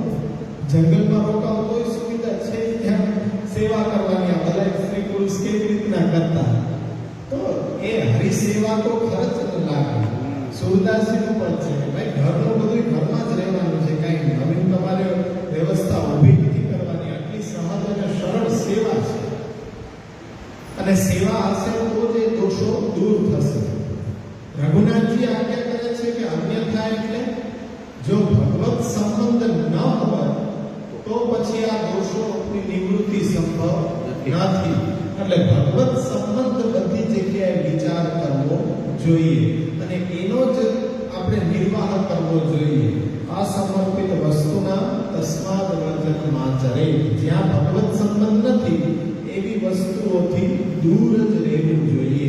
એક દિવસ ખાનપાન ન કરીએ તો કઈ બહુ નબળાઈ આવી ન જાય, પણ આપણી અંદર એ સ્પિરિટ હોવી જોઈએ કે નહીં, અસમર્પિત વસ્તુના તસ્માદ વર્જનમાં ચરે. એટલે એનો પાછો ડંકો વગાડવો છો તો એ ભૂલ કરો છો કે અમે તો એવું વ્રત લીધું છે કે ઠાકોરજીને ધૈર્ય વિના કઈ લેતા જ નથી. અરે એ કઈ ડંકો વગાડવાની જરૂર નથી. તો અત્યારના માનવ સ્વભાવ એવો છે કે તમારી પાછળ હાથ ધોઈને પડી જશે કે હવે એ જમાઈને પા, કારણ કે નિયમ તોડાવે પા. એટલે આપણે એના જેવા જ થઈ જઈએ તો શું વાંધો આવે? લગ્નમાં હવે ક્યાં પંગતમાં બેસાડીને જમાડે છે? પંગતમાં બેસાડીને કોઈ નથી જમાડતા, બધે ગુફે હોય. તો કઈ ગુફેનું જ્યાં સ્ટોર હોય ત્યાં તમે વયા જાઓ તો કઈ છોવાઈ ન જાઓ. ત્યાં પહેલા શરૂઆત જ ત્યાંથી કરી દીધી, ત્યાંથી જ આટો મારો. શું વાનગી છે એ તો ખબર પડવી જોઈએ ને. અને પછી તમે જઈને ગોઠવાઈ જાઓ ત્યાં લગ્ન વિધિમાં. પછી એમ કહે કે હવે લઈને જાજો, પણ હું લઈને જ આવ્યો, મારી શરૂઆત ત્યાંથી જ હોય. એટલે કે શું લઈને આવ્યા? તો એમ કહે કે રસપાત્ર આ ક્યુ કેટરસ બોલાવ્યું છે એ કાર્ડ અમને અપાવી દેજો ભવિષ્યમાં. એને એકદમ વિશ્વાસ થઈ જાય કે લઈને આવ્યા. પણ જે હોય જ નહીં કે રસપાત્ર મેન્યુમાં જ નથી, ક્યાંથી તમે લઈને આવી ગયા? એમ ખોટું નહીં બોલાય, ત્યાં ચક્કર મારી લેવું પડશે. તે છૂટતા આપણને આવડવું જોઈએ કે પહેલી વાત એ હોવી જોઈએ કે આપણે નિવૃત્ત, આપણે સ્વાદના ચટકારાથી લેવું નથી કે હવે આમે વ્રત કરવું કાલે. આજે તો હવે સાંજ સુધીમાં બધું લડી જ દેવું છે, જેટલું મળતું હોય એટલું બધું લઈ લેવું. એવો ભાવ ન હોવો જોઈએ. પહેલાથી છૂટવાનો ભાવ હોવો જોઈએ કે આજે તો છૂટી શકાય. બહુ ધ્યાન રાખે તો થાળી લઈ લેવાય હાથમાં, કઈ છોવાઈ ન જાય. એમાં બધી વાનગી લઈ લેવાય, હરતા ફરતા ગમે ટેબલ ઉપર સરકાવી દો, બહાર નીકળી જાવ એટલે લાગે પૂરું. પણ આપણે એમ વિચારીએ કે હવે એક દિવસ ખાવું કે પછી એક ટાઈમ જમવું, એના કરતા એ બધો લાભ રહે લઈએ ને. વ્રત કાલ તો કરવું જ છે, વ્રત થાય એટલે સુખી થઈ જશે. નથી એવો ભાવ ન રાખવો જોઈએ. એટલે ભગવત સંબંધ ન હોય એવી વસ્તુથી હંમેશા દૂર જ રહેવું પડશે. વ્રજોત્સવથી આજ્ઞા કરે છે કે દોષ નિવૃત્તિ પછી જો ભગવાન અંગીકાર કરે તો એમાં શું ક્ષતિ? કે દોષ નિવૃત્ત થયા પછી ભગવાન અંગીકૃત કરે છે. એટલે મહાપ્રભુજી અહીંયા અન્યથા આ પ્રકારનો અંગીકાર કર્યો છે કે જો બ્રહ્મ સંબંધ દ્વારા ભગવત સેવા દ્વારા પ્રભુનો સંબંધ નહીં થાય તો આ દોષો હજારો કરોડો વર્ષો સુધી તમે જન્મ લેતા રહેશો. આ દોષો એમને જ રહેશે. કેવલ ભગવત ભક્તિ દ્વારા જ એની નિવૃત્તિ શક્ય છે. બાકી આ દોષોની નિવૃત્તિ શક્ય નથી. શ્રી હરિરાયજી આજ્ઞા કરે છે કે દોષની નિવૃત્તિ થઈ જાય તો પછી દોષ નિવૃત્તિ માટે ધર્મશાસ્ત્રમાં જે પ્રાયશ્ચિતના વિધાનો આપ્યા છે એનું શું કરવું? એ વિધાનો તો છે જ ને. તો ત્યાં સમજાયું મેં તમને બધાને કે જેમ અગ્નિ હોય એ લાકડાને બાળે પણ શેષ રાખ તો રહી જ જાય. પણ જે ભગવાન છે એની કૃપા દ્વારા જેવી રીતના દોષોની નિવૃત્તિ થાય કે પાછળ રાખ પણ અંશ પણ ન વધે. એ રીતના અહીંયા બ્રહ્મ સંબંધ દ્વારા પ્રભુ સાથે જીવનું જોડાણ થતા એ દોષો ફરી પાછા ક્યારેય જાગૃત થશે નહીં. લાલુ ભટ્ટજી એક સુંદર અલગ દ્રષ્ટિ આપે છે કે આત્મસમર્પણ વિના કર્મ જ્ઞાન યોગ વગેરેથી સર્વ દોષોની નિવૃત્તિ થતી નથી. પણ જે આ 5 દોષો છે એ સર્વ દોષોનો અંતર્ભાવ છે એ બતાડવા સર્વપદ અહીંયા યોજ્યું છે કે હે રાજન, કૃષ્ણને અર્પણ કરેલા છે પ્રાણ જેણે એવા ભક્તિમય પુરુષોની સેવા વડે જે પ્રકારે સર્વ પાપોથી પવિત્ર થવાય તે પ્રકારની પવિત્રતા તપ વગેરેથી મળી શકે નહીં. ભગવત કૃપા દ્વારા જે પવિત્રતા મળે એવું તપ, યોગ, દાન કંઈ પણ યજ્ઞ યાગાદિ કરવાથી મળતું નથી. અને અહીંયા જો કે પ્રાયશ્ચિતથી દોષ નિવૃત્તિ થાય છે તેમ છતાં સર્વાત્માના સર્વ પ્રકારેથી દોષોનો નાશ તો થતો નથી. કારણ કે છઠ્ઠા સ્કંદનું વચન ત્યાં ટાંકે છે કે કર્મ વડે કર્મનો આત્યંતિક નિર્હાર થતો નથી. જ્ઞાન વડે સર્વથા દોષ છે એ નાશ નથી થતો. કારણ કે છઠ્ઠા સ્કંદના બીજા અધ્યાયમાં યમદૂતો વિષ્ણુદૂતોના વચન એ છે કે તપ, દાન, જપ એનાથી પાપો ધોવાય છે. એમાં ના નહીં, પરંતુ એ પાપોથી અધર્મયુક્ત બનેલું જે હૃદય છે ને એની મલિનતા ધોવાતી નથી. હૃદય તો એવું જ મેલું રહે છે. પણ જેણે પરમેશ્વરના ચરણની સેવા વડે શુદ્ધિ મેળવી છે, જ્યારે ભક્તિ છે એ સકલ દોષોની નિવૃત્તિ વાળી છે. અને સુખદેવજીના વચન પણ ત્યાં પ્રથમ અધ્યાયની અંદર જ છે, છઠ્ઠા સ્કંદમાં, કે કેટલાક વિરલા એવા ભગવાન વાસુદેવમાં પરાયણ થયેલા ભગવદીય જનો પોતાની ભગવાન પ્રત્યેની કેવલ ભક્તિ વડે સર્વ પાપોને ધોઈ નાખે છે. એટલે પાપોને નાશ કરે છે. ઉદાહરણ કે જેમ સૂર્યના કિરણો આવતા એ ઓશના એટલે કે ઝાકળના બિંદુઓ ઘાસ ઉપર હોય કેવી રીતના નષ્ટ થઈ જાય, એવી રીતના પાપ છે એ નષ્ટ થઈ જાય છે. એટલે અહીંયા પુષ્ટિ માર્ગીય પ્રકાર એવો છે કે ભગવત સંબંધ અને ભગવત સંબંધ દ્વારા જ દોષની નિવૃત્તિ એ પુષ્ટિ અધિકાર તમને પ્રાપ્ત થાય છે. કારણ કે દોષોની નિવૃત્તિ અને પુષ્ટિ ભક્તિ સિદ્ધ થાય છે. ભાગવત આપણને એમ કહે છે કે ધુનોતિ સમલમ કૃષ્ણ. અને જે નારકીય પાપ છે સદા પુણ્ય સાથે જોડાયેલું છે, કોઈ પણ પ્રકારે પાપ દૂર થઈ શકતું નથી. એ કૃષ્ણ જ દૂર કરી શકે, અન્ય કોઈ દૂર કરી શકે નહીં. કર્ણરંધ્રેણ પ્રવિષ્ટ કૃષ્ણ સમલમ ધુનોતિ. પ્રભુનામ રૂપ કથા કર્ણરંધ્રમાંથી હૃદયમાં પહોંચે એટલે મેલું થયેલું હૃદય એ દૂર થાય. બીજા કોઈ વ્રત દાન જપ તપ કરવાથી હૃદય તો શુદ્ધ થઈ શકતું નથી. એટલે અહીંયા એવું સુંદર વાક્ય કીધું કે કર્ણરંધ્ર માર્ગે અંદર પ્રવિષ્ટ થયેલા કૃષ્ણ જ સમલનો નાશ કરી શકે. ભક્તિ માર્ગમાં તો ભગવત માર્ગમાં જે પણ કંઈ તત્વ અવરોધક હોય તે બધું દોષરૂપ છે. ઘણા ખરા દોષ તો એવા છે કે જે ભગવત સ્નેહની અંદર પ્રતિબંધ બને ને તો પણ દોષરૂપ જણાય. ત્યાં ખાસ કરીને એ ઉલ્લેખ કર્યો છે કે દ્વારકા લીલાની અંદર જેમ કે બ્રહ્મ મુહૂર્ત છે એ સૌથી સારો સમય કહેવાય, બ્રહ્મ મુહૂર્ત. પણ જેવું સવાર થાય એટલે ઠાકોરજી રૂકમિણીજી પાસેથી પધારી જાય.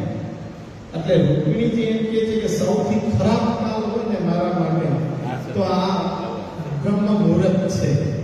કારણ કે પ્રભુનો વિયોગ કરાવનારો આ સમય છે કે સવાર થતા જ પ્રભુ અમારી પાસેથી પધારી જાય. તો એ ભક્તિની સૌથી ઉત્કૃષ્ટ અવસ્થા છે કે જેમાં સારામાં પણ દોષને એ લોકો ગણે છે. એટલે કે ભગવાનથી જે વિયોગ કરાવે, ભગવાનથી જે દૂર લઈ જાય એવા વિચાર, વાણી, વર્તન, વ્યવહાર અમારા માટે દોષરૂપ છે. આ સમજ આપણી હોવી જોઈએ. બ્રહ્મ સંબંધ પછી ભગવત સંબંધનો વિચાર પહેલા કરવો જોઈએ કે આ કાર્યમાં ભગવત સંબંધ છે કે નહીં. ન હોય તો એ કાર્યથી દૂર થઈ જવું જોઈએ, એમાં સહભાગી ન થવું જોઈએ. તો મર્યાદિત જીવન કે ને, મર્યાદિત જીવન આ એ જ મર્યાદિત જીવન. એ તો આપણે બનાવ્યો કે એ મર્યાદાને પાલન કરનારા અમુક વ્યક્તિઓ અલગ કરી આવ્યા અને બીજા માટે શું કહે અલગ સિદ્ધાંતો છે. અરે તમામ માટે જે પણ પુષ્ટિ ભક્તિ માર્ગ અનુયાયી છે એને આ બધી મર્યાદા સમાનપણે લાગુ પડે છે અને એ મર્યાદાનું પાલન કરવું પડે. અને મર્યાદાનું પાલન કરતા હોય એ મર્યાદિત વૈષ્ણવ. એટલે એ મર્યાદિત વૈષ્ણવ તો ગર્વની વાત છે કે આજે પ્રભુના સંબંધને જ વિચારે છે, પોતાની વિચાર, વાણી, વર્તન, વ્યવહાર.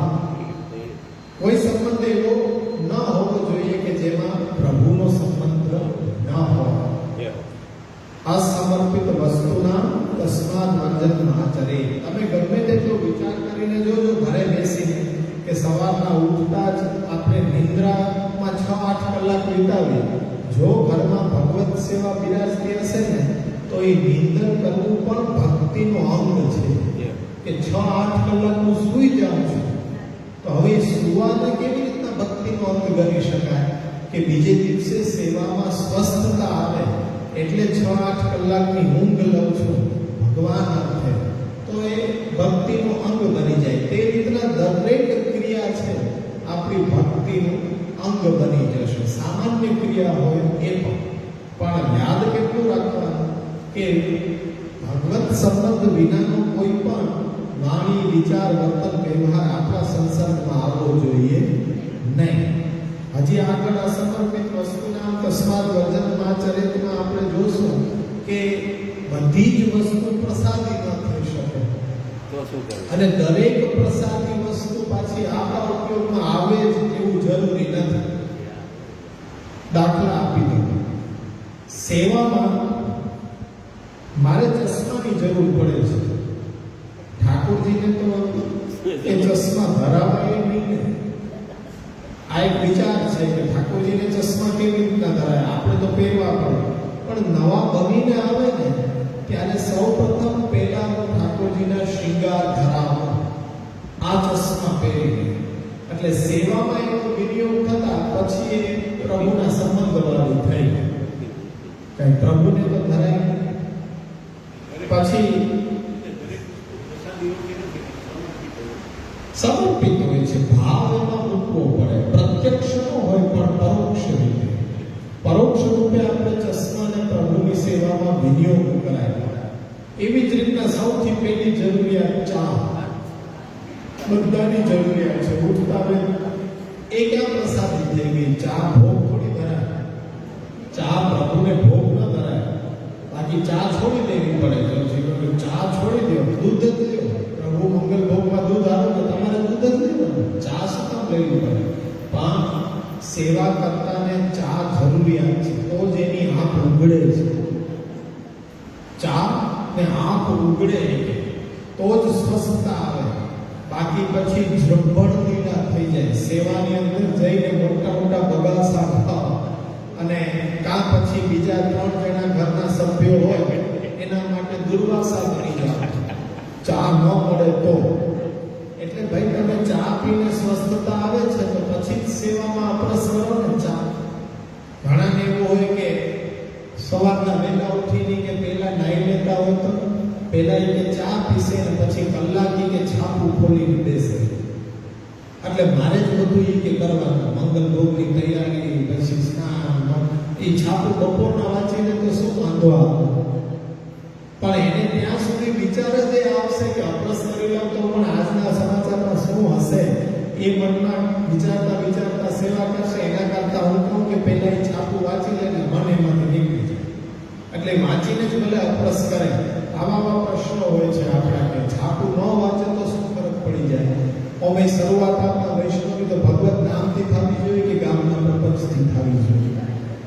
વાત સાચી છે પણ અત્યારના ચાલતું નથી.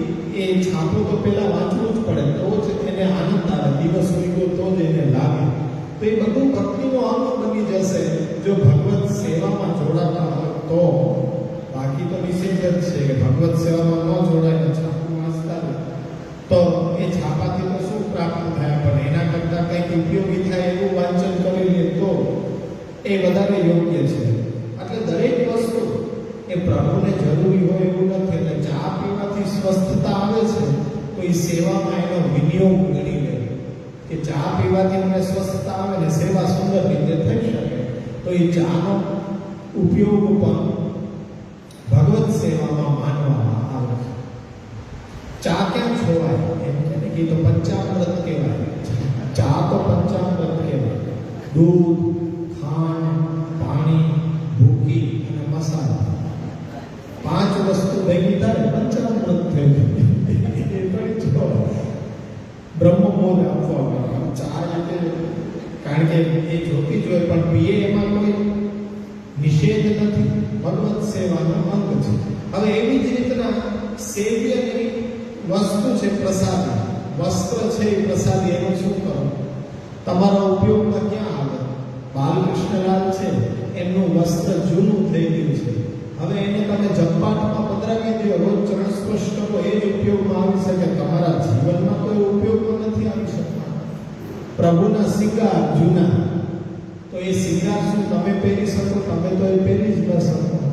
જૂના નેત્ર અલંકાર તો એ આપણે અહીંયા ચોટાડમાં એ જગ્યાએ એ યોગ્ય ન લાગે આપણને. એવી ઘણી બધી વસ્તુઓ છે કે જે પ્રસાદી રૂપમાં આપણે ઉપયોગ કરી નહીં શકીએ.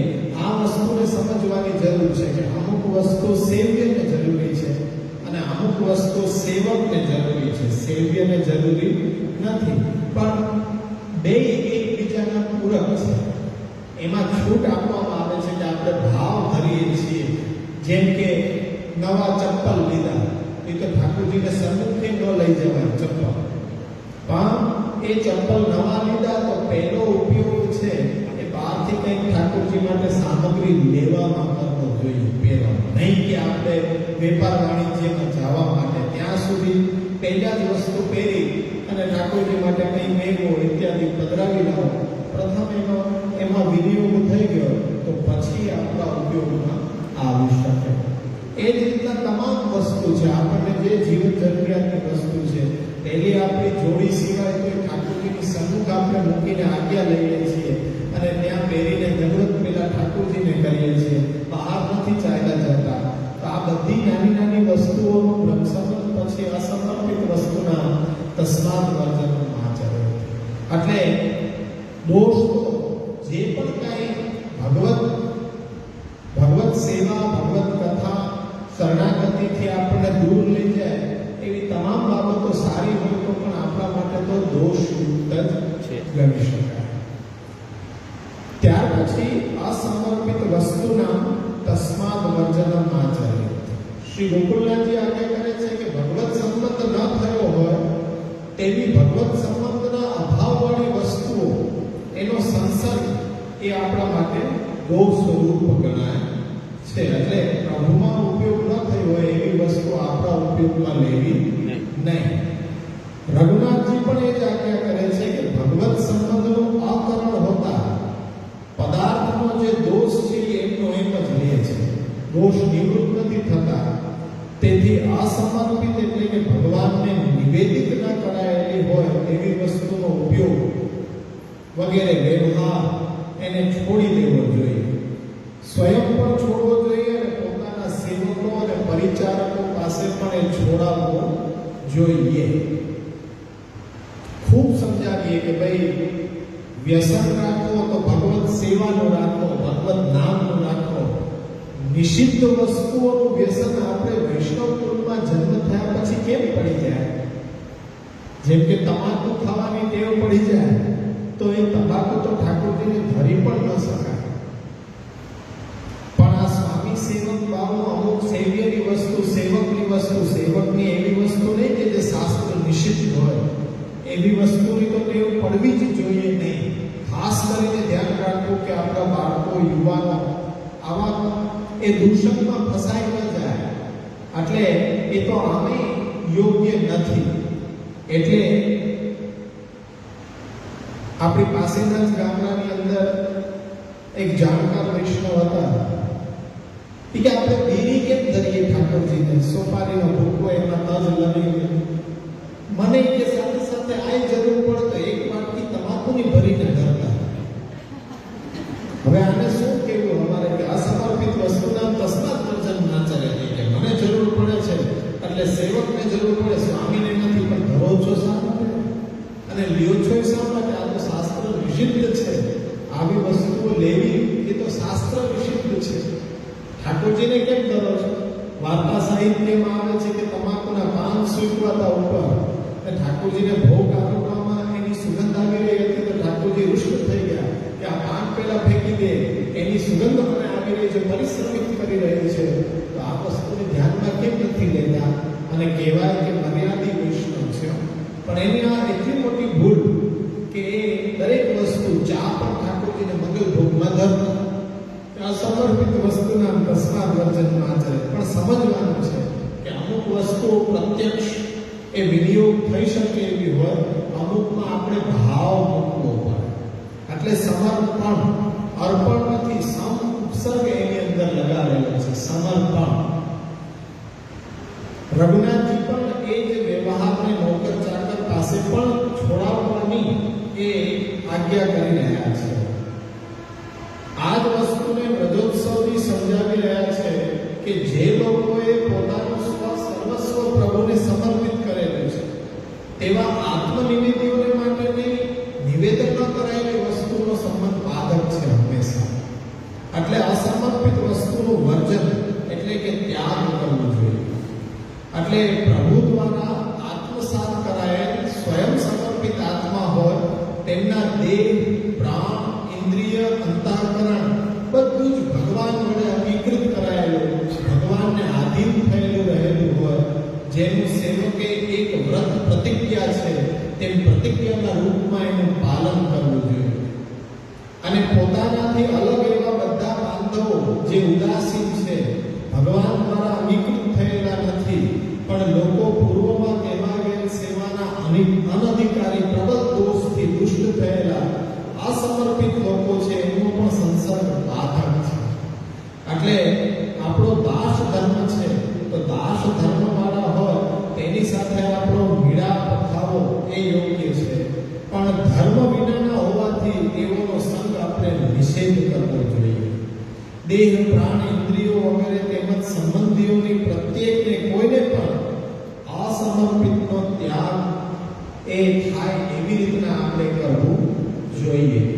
આપણી જવાબદારી બને ઘરના દરેક સભ્ય એ અસમર્પિત વસ્તુથી દૂર રહે એના માટે આપણે બીડું ઝડપવું પડે. ઘરે એવી કઈ વાનગી ન બની શકે કે જે બજારમાં બની શકતી હોય, ઘરમાં ન બની શકતી હોય. આજે તમામ એવા સાધનો થઈ ગયા કે જે બહાર એ જે રસોઈ થાય એ બધું જ ઘરની અંદર થાય. આપણા છોકરાઓ, યુવાનો બજારની વસ્તુઓથી દૂર રહે એટલા માટે આપણે જવાબદારી લેવી પડશે કે એની બધી જ સામગ્રીઓ પ્રભુને અનુગામીને એમને લેવા. શું સેન્ડવિચ ઘરે ન બની શકે? શું બ્રેડ ઘરે ન બની શકે? શું પાવ ઘરે ન બની શકે? એવી કઈ વસ્તુ છે કે જેમાં કાંદા લસણથી જ સ્વાદ આવે? એનો કોઈ સ્વાદ હોતો જ નથી. એના વિના પણ સ્વાદિષ્ટ પ્રભુ પ્રસાદના રૂપમાં રસોઈ બનાવો. એકવાર એ લોકો લેશે, ભગવત પ્રસાદથી એમની બુદ્ધિ અવશ્ય પ્રભુ સાથે જોડાશે. એવી શ્રદ્ધા વિશ્વાસ આપણને હોવો જોઈએ. આપણે તો છોડીએ, પણ ઘરનાને બધાને ધીમે ધીમે આદત કરીએ કે એ લોકો ઘરની રસોઈ તરફ વળી જાય. બજાર ખાનપાન પ્રસંગોપાત પેલા એ લેવાય તો હજી પણ ચાલી શકે, સ્વીકાર્ય છે, પણ મોજ શોખથી હોટલિંગ તો ક્યારેય કરવું જ જોઈએ નહીં. આમે સ્વાસ્થ્ય માટે હાનિકારક છે. અને આજે રોજ છાપાઓમાં તમે વાંચી રહ્યા છો કે ખાદ્ય પદાર્થોને બધાને ત્યાં એ રેડ પડે છે ને આટલા નકલી પનીર, નકલી માવો, નકલી દૂધ પકડાય છે. આપણા ઘરની અંદર એટલી સુંદર પ્રભુલાયક સામગ્રી અને ભગવત સમર્પિત વસ્તુ એ તો કે મળવાની જ નથી આખા જગતની અંદર. એ આપણા ઘરની અંદર આપણા યુવાનો બાળકો લેતા થઈ જાય. નિત નવીન વાનગી પ્રભુને અનુગાવીએ અને એ બધાની ઈચ્છા પ્રમાણે એ લઈએ. અમારા ઘરમાં તો એ જ હોય બધું, પણ ક્યાંય બહાર હોટલિંગમાં ન જાય બાળકો. કેમ કે એ લોકો પણ એમ જ કે આ બધા લેતા હોય તો એ વાનગી શું ન બની શકે? બની શકે ઘરમાં. એની રીત પણ આજે તમારી હાથ વેતમાં છે કેવી રીતના બનાવવું. એટલે એ તમે ખાલી એ જોઈ લો એટલે ઘરે એ સિદ્ધ થઈ જાય. ઠાકોરજી પણ આરોગે અને આપણા બધા બાળકો પણ એ વસ્તુ